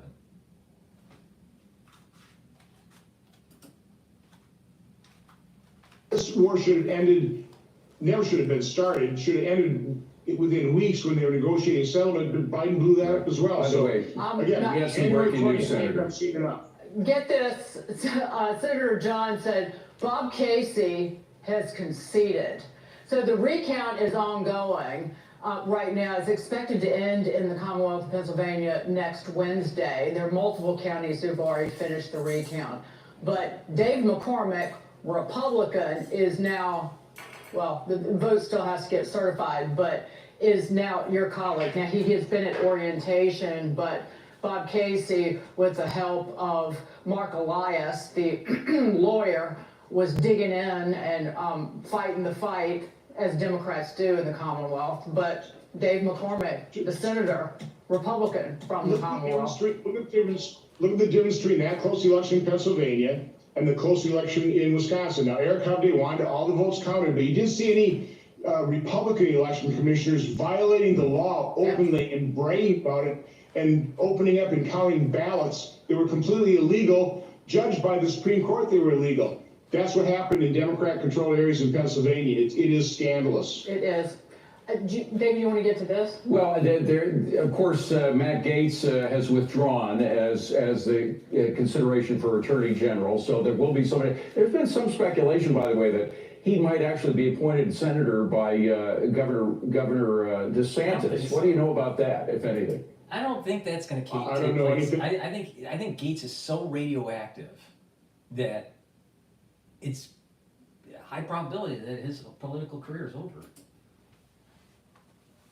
And that was a decision he had to make. I think he was right. He was turning into distraction, and so I actually appreciate the action he took here. Attorney General is incredibly important. President Trump needs warriors like Matt Gaetz. You know, we need to root out the deep state. This is not going to be an easy fight. This is going to be a pitched battle. So he needs people like Matt Gaetz. I'm going to support the type of people that President Trump wants to appoint. But listen, he obviously was a controversial pick. And I appreciate probably wasn't an easy decision for him, but he probably made the right one. Yeah. You want to throw out a name of somebody who would be And I'm using this in not literally a skull crusher inside the Department of Justice, Senator. Somebody who will go in there and just shake things up and make the confirmation hearing itself really just full scorched earth for the American people. Well, again, I want a warrior. I don't have particular names in mind. I'll let that up to President Trump and his transition team. But we need fighters. We really do. We don't need people who are. All right, so this was when Matt Gaetz withdrawals, when they were doing this recording, but the announcement by Bondi, that she would be elevated as the nominee. All right, so with that, let's drop into Bloomberg and see what they're talking about with the Trump Treasury Secretary there. Names crop up into the mix here. I think it's fascinating that it's taken this long to figure out Treasury, and it could take much longer still. We don't know timeline here.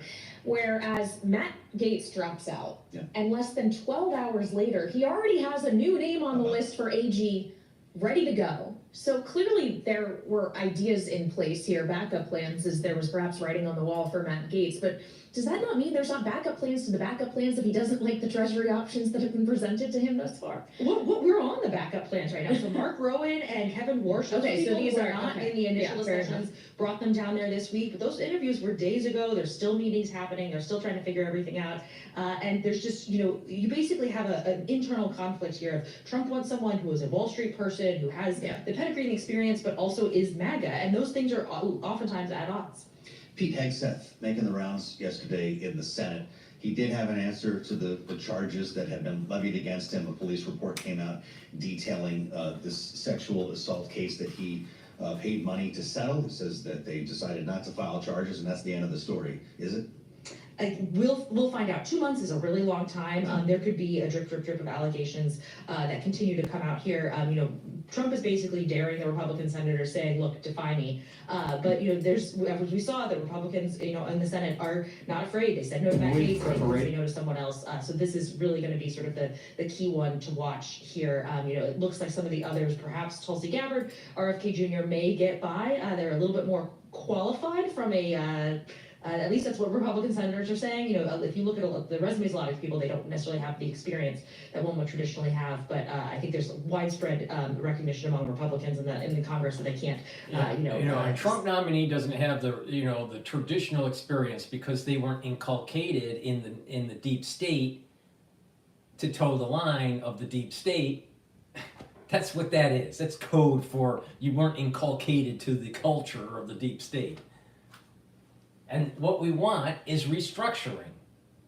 The will of the people voted for Trump to truncate the agencies, not to play patty cake.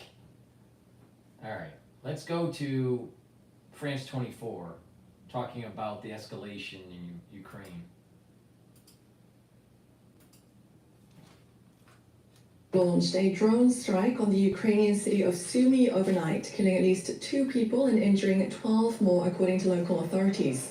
It comes as Russia also fired a new ballistic missile in response to Kyiv's use of US and British longer-range missiles. The Kremlin says the strike on Dnipro was designed to warn the West that it could be used to attack countries supplying military aid to Ukraine. Let's first take a listen to Russian Foreign Minister Sergei Lavrov. Что касается реакции на наш ответ, я так понимаю, Зеленский испугался. Regarding the reaction to our response, as I understand it, Zelensky got scared. He directly began to accuse his hosts of leaving him unarmed in the face of such an action by Russia. Well, this is probably a useful result because it allowed at least to be closer to reality. To feel it on your own skin, I would say. As for what to expect from Biden and his outgoing administration, well, attacking supplies and allowing the British and French to use Storm Shadows and Scalp missiles, of course, is an act of leaving a bad legacy to the next administration. Well, let's get the latest now with our correspondent Gulliver Craig, who's standing by for us in Kyiv. Gulliver, are Ukrainians worried about this escalation? It's funny to hear Lavrov there accusing Volodymyr Zelensky of being scared, because that's one of the words that Volodymyr Zelensky has been using lately to describe the Russians, trying to claim that they're scared. I think in reality it's Ukrainians who are more worried at the moment. I mean, there have been new details coming out about this intermediate range ballistic missile that was tested for the first time yesterday. The Ukrainian military intelligence say that it flew nearly 1,000 kilometers in just 15 minutes, that it had 6 warheads on it, not nuclear warheads, conventional warheads, but 6 of them with 6 submunitions in each of them. So it's a very powerful weapon. The Ukrainians don't have any kind of air defense systems that could shoot such a thing down. This morning, the Ukrainian parliament announced that it was cancelling its session, or at least several MPs from the parliament said that they had been told the session was cancelled for that reason. And so that has made people in Kiev be a bit worried that they might be expecting a strike with a similar missile on the capital. Though later on in the day it turned out apparently that the cabinet had met, not the parliament, but the cabinet of ministers. So I guess they weren't that worried. Certainly, though, Ukrainians are more worried than usual and perhaps heeding the air raid sirens a bit more than usual today. But what they're really worried about is this message being sent to the West by Vladimir Putin. They fully understand that testing this missile and the kind of rhetoric coming from the Russians is designed to try to discourage Western allies of Ukraine, such as the United Kingdom and the United States, and also France, from supplying Ukraine with the weapons it needs and giving permission to use those weapons on Russian soil. And for the Ukrainians, that's the biggest risk. They really need to have those authorizations in order to have any chance of surviving in this war. Now, the situation on the front line remains very desperate for Ukrainians. Does Kyiv believe that the green light by the United States to use, for example, long-range missiles in Russia can turn things around? I mean, you meet some people who think that it's going to make a big difference, others more, and probably the majority, saying that they think at the moment, with the quantities that have been delivered and the limitations on the permissions that have been given, it will save some Ukrainian soldiers' lives for sure, and so that's a good thing, some civilian lives as well, perhaps not turn the tide. At the moment, things are looking very, very difficult for the Ukrainian armed forces on the front lines in Donbass. Russian forces took yet another village south of Kurakovo in Donetsk region today, a village called Dalnie. They're pretty close to surrounding Kurakovo, which is one of the strategic Ukrainian-held towns in Donetsk region. Some Ukrainian commentators believe that if there were a reorganization of the armed forces with more competent commanders put in charge of more men and an abandonment of the practice that they've had lately of creating new brigades where everyone's new and inexperienced, then they could perhaps turn things around. Because in a sense, given how outgunned and outmanned they are, they're not holding the line too badly. The Russians are advancing, but not that fast. Nevertheless, the personnel problems, perhaps that's the biggest thing really, really look like something that may prove to be insurmountable for the Ukrainians, that at this stage they simply can't recruit and train enough people to hold the line. The Russians have got a much bigger population pool to draw on and a lot more money. They're paying, $20,000 or $30,000 payouts to anyone who joins the armed forces. The Ukrainians can't possibly offer anything like that to people they're trying to recruit. They just can't afford it. Right, thank you very much indeed for that update. Gulliver Craig reporting for us there in Kyiv. All right. Before we go back to Bloomberg, please go to my store, the-studio-reykjavik.com, and get the structural nano silver. I have it in 2 versions. I have it in the tube version, and I also have it in a dispenser. You use them the same way. They're dual purpose. They can help heal a wound, an abrasion, a minor burn. It can be used as a skincare. Best way to do that is to put it on your skin and let's say right before you go to bed, and then exfoliate in the morning. You'll notice your skin is clearer and tighter, especially around your face. And using it as a means to get through the cold season. Put it on your hands, put it around your mouth, around your eyes, around your nose, around your ears. Lightly coat your nostrils. You'll stay active for 5.5 hours. Please go to my store, the-studio-reykjavik.com, and get the structural nano silver gels. And it's really important. A lot of people can't sleep, on a regular basis. And it's important to have good night's sleep on a regular basis, to be well rested in the morning, to detoxify your central nervous system, and to consolidate memory. If you are sleep deprived chronically, you will end up having memory loss, and you are going to have higher chances of early onset of dementia, all right? Why? Because you're building up toxins that aren't being filtered out. So it's really important to get a good night's sleep. Take this supplement. It will allow you it will allow you to have a cycle of sleep that will be like about 3 REM cycles and some deep sleep cycles, and that way you're consolidating your memory and you're detoxifying your central nervous system. All right. This has tryptophan and melatonin in it. It has a bunch of other different ingredients. I'm not going to read them, but you can go on my store, the-studio-reykjavik.com, and take a look at them. But this is a great way to supplement, to make sure that you're in these REM cycle sleeps. Now, ones that get regular sleep and aren't sleep deprived will slow down the aging process and also improve their immune system. And the ones that don't, they look older, their immune system isn't as robust, and you have problems detoxifying your body. So it's really important to take this supplement. Go to my store, the-studio-reykjavik.com, and get the Good Night Formula. Now, talking about detoxing, there are heavy metals, toxins, and chemicals from the food and the water that we drink. All right. Filter your water. I use Zero Water filtration system. Make sure you stop eating processed foods and eat higher quality foods. When you do that, also detoxify your body. Now you need to detoxify your body, the heavy metals, the toxins, and the chemicals. And the way to do that is to take zeolite. Zeolite, you just take 2 drops, small drops underneath your tongue, drink filtered water. And you can take that year round every day. There's some people that only want to detoxify their body once or twice a year. For those people, what you do is you take maybe about 4 or 5 drops, small drops underneath your tongue, drink the filtered water, and do that until the bottle's gone. And do that daily until the bottle's gone. And then do that once or twice a year. It's up to you. But doing it on a regular basis as a maintenance detox is better for you. Please go to my store, the-studio-reykjavik.com, and get the zeolite. How zeolite works is it's a negatively charged molecule that'll attach to positively charged toxins and allow you to urinate them out in about 6 to 8 hours. So please go to my store and get the zeolite. Detoxifying your body is really important, but what's also very important is making sure you drink filtered water and that you eat properly. All right, so that's Bloomberg's on commercial here. All right, what I want to do, this is News Nation talking about the threat to Poland.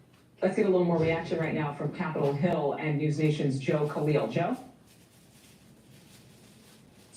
Yeah, well, look, this is a serious escalation, as you just heard from Russia, for the first time, threatening directly not just to hit a target within Ukraine, but to hit a NATO target. We're talking about that base that you all have been discussing in Poland. This is in the northern part of the country, and it's important, a base where offensive weapons are kept. This is purely a defensive base. It was largely brought up by the United States, but again, a NATO base with missile defense capabilities in the case that Russia or, frankly, China or someone else might try to attack a NATO nation. This would be one of the first lines of defense there. And obviously, this isn't happening in a bubble, Adrian. This comes just a day after Vladimir Putin went on TV and announced that new weapon that he says they fired off, this new ballistic missile that has the capability to carry a nuclear weapon on it. Now, there was no nuclear weapon in that attack, but still, the threat is there. The fact that he is now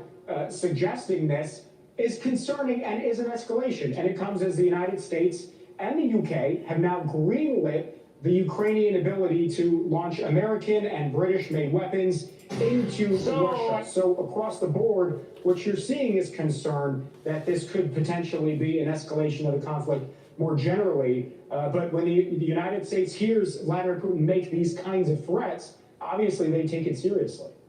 Joe, what are we hearing from American officials in response to these threats from Moscow?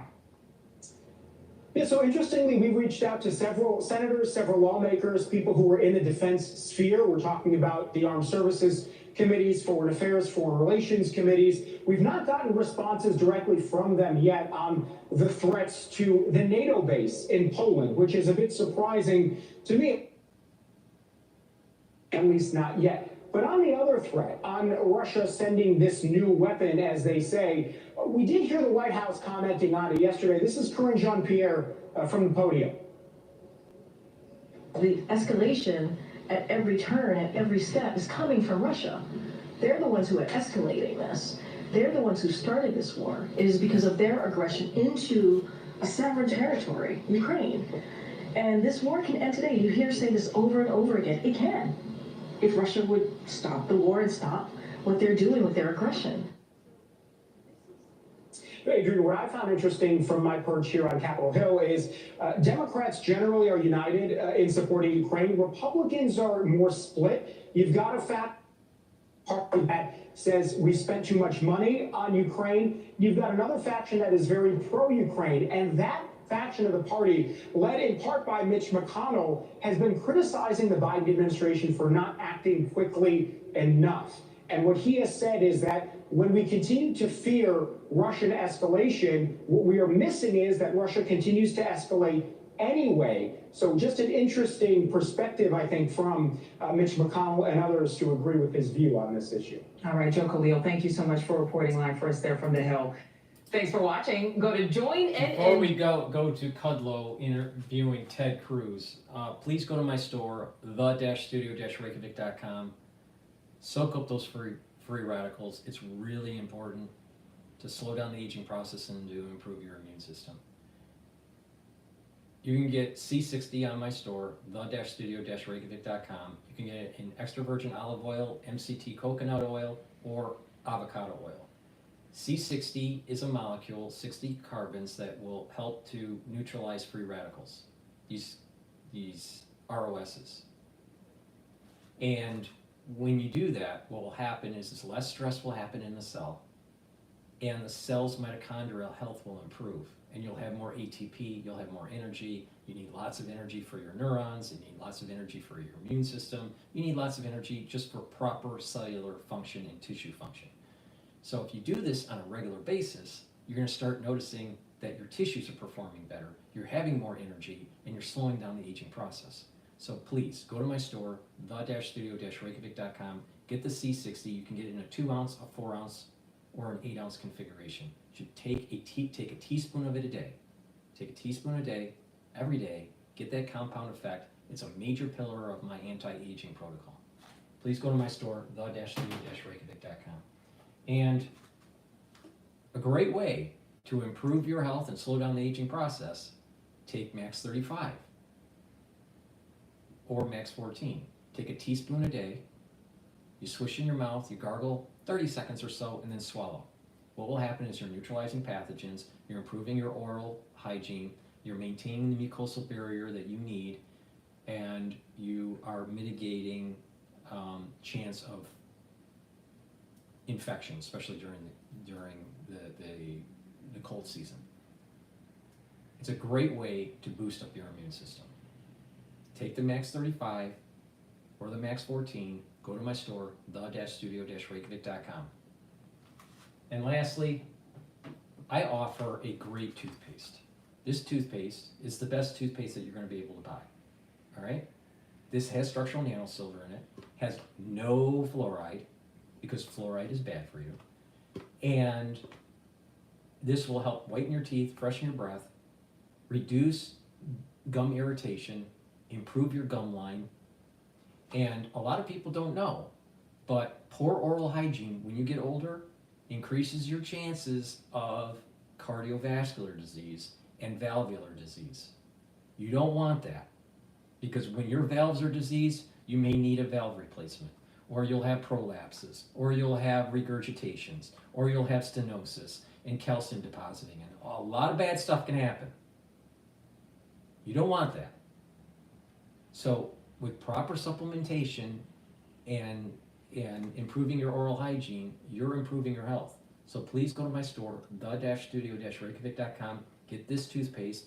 It's a structural nano silver toothpaste. It's the best toothpaste that you're gonna be able to buy. Way better than anything that Alex Jones sells. Way better. Help support my work, the-studio-reykjavik.com. The link is in the description of this video and all my videos. All right, what's going on with America's energy renaissance?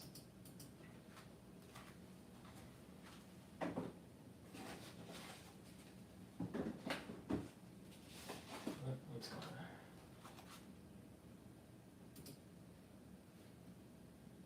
It's not cycling. So I spoke to the great Senator Ted Cruz of Texas a little bit earlier today, about an hour or so ago. We talked about a whole bunch of issues, including the blue-collar boom in Bitcoin. Take a listen to what he had to say. So we welcome Senator Ted Cruz of Texas back to the show. Senator Cruz, thanks for doing this. We appreciate it. Larry, always good to be with you. Thanks for having me. So let's have some fun, sir. Let's have some fun. The Dow Jones today is up 600, almost 600 points as of this taping. It's up 2,000 points since the election. People are calling it the Trump trade. Now, even more fun, I think, for you, Bitcoin is moving towards 100,000, okay? So it's at 98,000 and change today. It's up 30% since the election. There's a crypto boom, there's a Trump trade, there's the hope of a blue-collar growth boom. What do you make of it? So right now, the ETF, or BITO, which is the long version for pro shares for Bitcoin, it's trading at 26.68 right now. Senator Cruz, put your economic hat on, sir. Well, it's a return to common sense, and I think it's the market betting on good policies that are going to be coming from a new administration and a Republican Congress. And if you look across the board for economic growth, the two biggest levers that government has for economic growth are tax reform and regulatory reform. We're going to see both. When it comes to tax reform, if God forbid Kamala Harris had won, we would have seen a massive tax increase on job creators, on working families, on the entire economy. Instead, what we're going to see is this Republican Congress working hand in hand with President Trump. We're going to extend the 2017 tax cuts. My hope is we're going to make them bigger and bolder. That is great for economic growth. Secondly, regulatory reform. We have an enormous burden on our economy from government regulations that destroy jobs. And we are seeing now, with leaders being appointed by the president with a commitment to pull the job-killing regulations back, I think we're going to see small businesses take off. And in particular, we are going to see an American energy renaissance. We are going to return to American energy dominance. The war on oil and gas that came from Joe Biden and the Democrats, that ends on January 20th, and I think you're seeing the market react to that in a powerful way. So as I recall, and I know I'm old and infirm, but as I recall, you're a big crypto advocate. Yes. And I want to come back. I mean, this Bitcoin thing is unbelievable. As I say, I mean, the number, it's up $30,000 since $30,000 since the election, 43%. What do you make of that? Where do you think this is coming from? Well, listen, I am one of the leading defenders of Bitcoin and cryptocurrency in the United States Senate. I myself am a Bitcoin investor. Not only that, I'm a Bitcoin miner. So he benefits from these regulations. But the thing is that how is the Federal Reserve gonna abrogate authority? They're not gonna give up their authority. There's no way they're gonna give up their authority. There'll be a war before that happens. You have a higher chance of nuclear detonation, not just by tactical nukes, but intercontinental nukes, than the Federal Reserve giving up authority to making currency. There's no way that's going to happen. So what's really going on here? And this is why I keep on saying you got to be careful, because there's not an economic fundamental here, all right? But there is the perception of, it's like a virtual commodity. So as long as there's the perception that there is some value, then it's going to be trading. And just like trading companies that don't have real revenue, they can go up, but they can also crash when people need real liquidity. All right? That means that Bitcoin's going to continue to go up. But when there is a major recession that happens, or if there is some major thing that, like major event in the world that happens, I'm not so sure that it will be stable. There's a high probability that it won't be stable and it will lose a lot. So you got to be careful, because there's not the use case, the real world use case isn't there. It's not there because central banks would have to give up authority. That's not going to happen. You will have a nuclear holocaust before central banks give up authority to their currency. So what's really going on with that? I own 3 miners that are hashing right now. They're out in West Texas, and it is an incredible thing. Look, the single biggest threat to Bitcoin and cryptocurrency generally is the federal government, and in particular the federal government, radical leftists in government that hate Bitcoin and hate cryptocurrency. Elizabeth Warren hates Bitcoin, and a point I make frequently is that Elizabeth Warren hates Bitcoin for the same reason that communist China hates Bitcoin, because they cannot control it, because it is decentralized. That is the reason I love it. I want it out of government control. I don't want federal bureaucrats having control over it. And I think you're seeing people responding to what's going to be a favorable regulatory environment. I want Texas to be the oasis for Bitcoin and cryptocurrency generally. And we are seeing miners and innovators. How's this any different than the tulip futures that happened in the 1600s? It's just taken a hell of a lot longer for it to blow up. People back in the 1600s were leveraging their farms and their homes for the futures of sketches of tulips. Now, obviously, the tulip bubble burst, and it took less time for it to burst than, let's say, the crypto thing, but the use case is just not there. You would lose the country's sovereignties. Again, what's the 2 most important things that makes a country a country? Protecting its borders and minting its coin, being able to make its coin. But if it's decentralized, then what's happening is you got digital nomads. You don't have countries. That sounds like world government. It doesn't sound like sovereign nations. So it's dangerous, but it's a virtual commodity. That's what's happening. It's creating an artificial supply dynamic, and there's a big demand that's happening for this supply. But be careful. There's not a real economic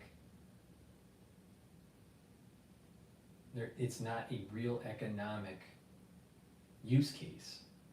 Because for it to be really economically viable, the central banks would have to step aside. Why would the central banks do that?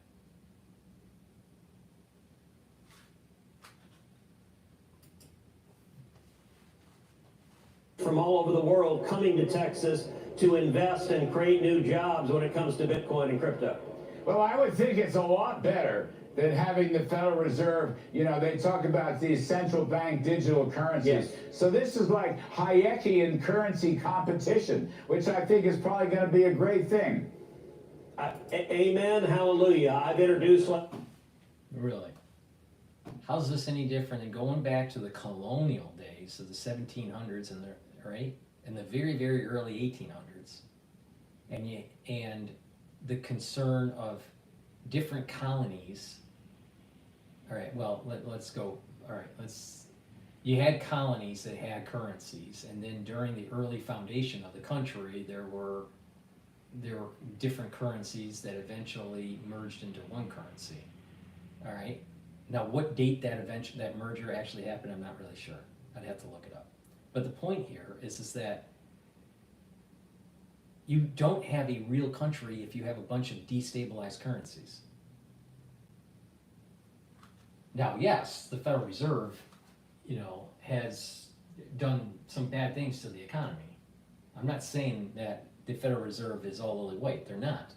But you want a country to be able to control its currency, not to be decentralized. That doesn't make sense. That does not make sense. In the long run, that is not in the long run for the country. That is not stabilizing. Something's up. Now, in the short run, people can make money doing this.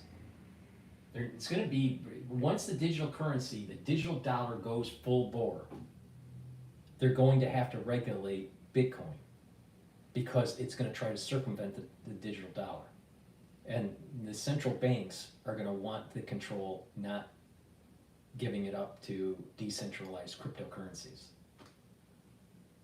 And they're going to run it on the backbone. Let Bitcoin become popular.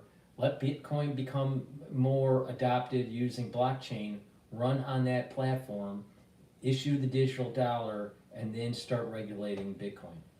And then people that were trading at a very high level, right? All of a sudden, let's say the ETF went to 100. It's trading at about 26. But let's say you're trading an ETF and it went to 100 or 300, all right?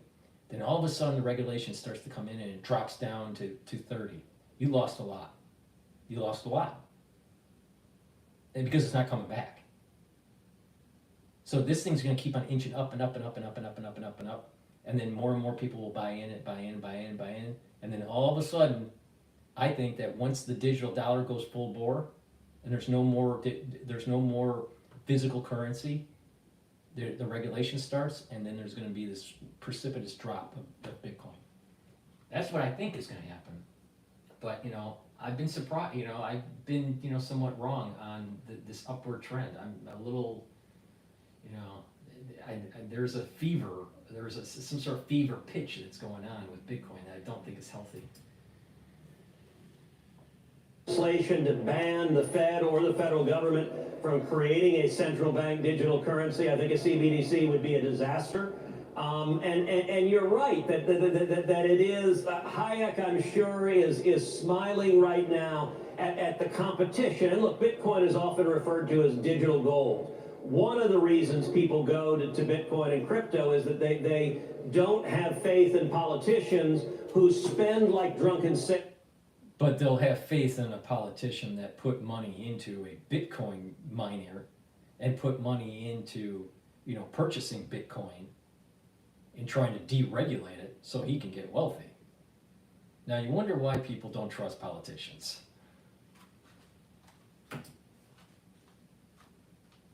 Who debase the currency, and so it's an inflation hedge among other things. And I think you're seeing that's drawing a lot of people there, and it is. I think the future is very, very bright.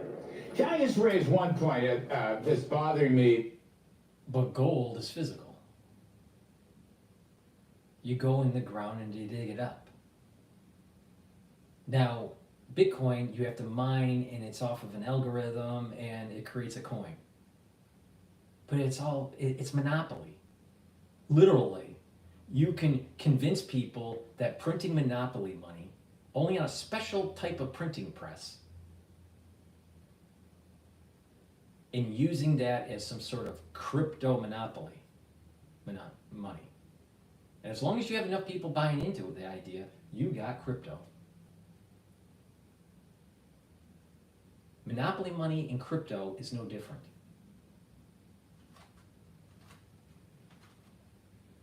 From an economic foundation, and there's the problem, it's a virtual, there is created a virtual, virtual supply and demand dynamic.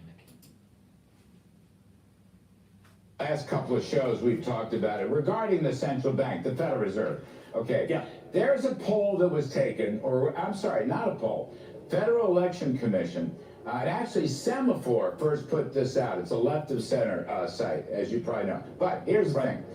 In the last two presidential cycles, 2020 and 2024, get this, 92% of the Federal Reserve Board donations to the campaigns went to Democrats. 92% of the Federal Reserve Board staff donations went to Democrats. This is new, Senator. This was not true in the early decades. This was not true during the Bush years. It wasn't even true during the Obama years. It kind of started in 2016, and then it explodes in 2020, and it keeps on exploding in 2024. Well, I mean, the Fed says it's independent, but if 92% are given to Democrats, how independent is the Fed? And might somebody want to look into that?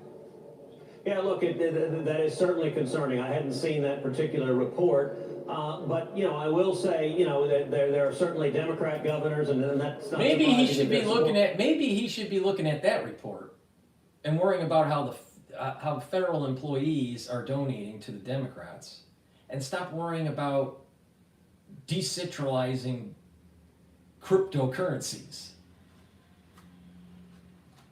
Meanwhile, that's how he's going to get wealthy. Yeah, let's trust the politicians.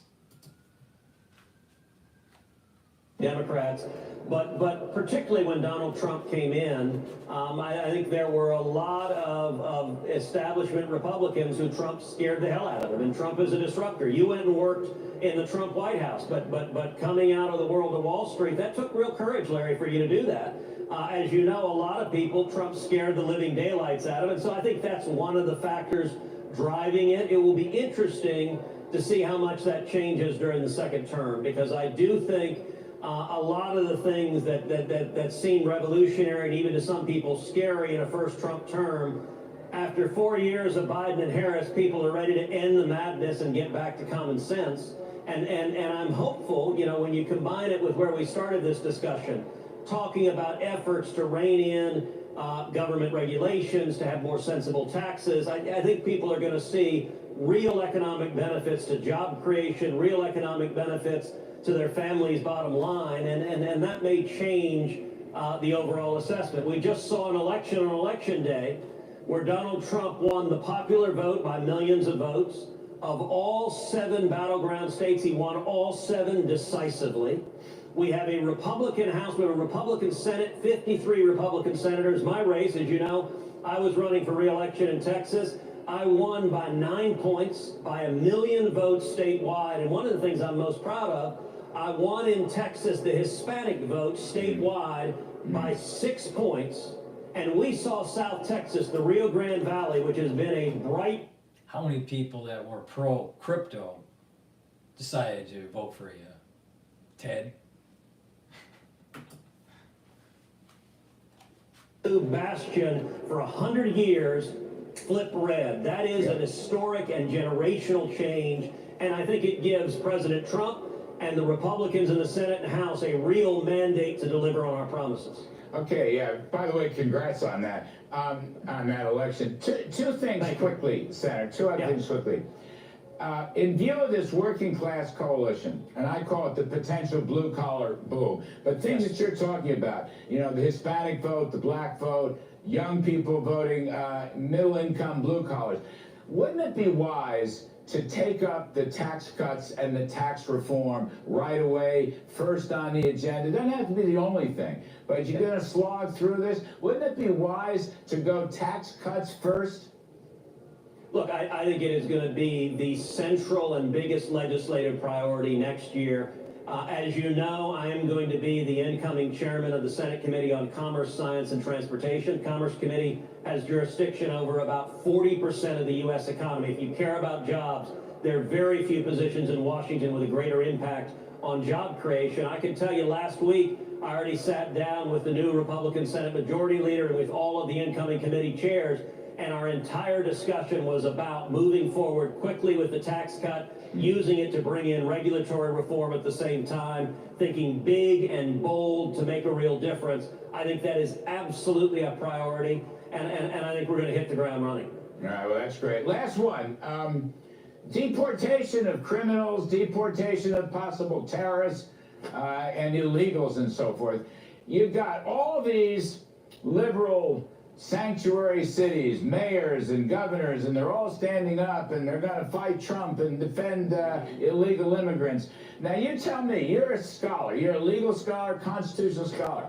I'm not. I didn't go to law school. I'm not a lawyer, but I thought federal law beats local law, point number one. And point number two, there are any number of statutes that will allow ICE to come in and identify these criminals and deport them. I mean, this is getting to be an out-of-hand discussion, but it seems to me the law, the federal law, overrides the local law. Look, that's unquestionably right under the Supremacy Clause of the Constitution. Federal law preempts state law.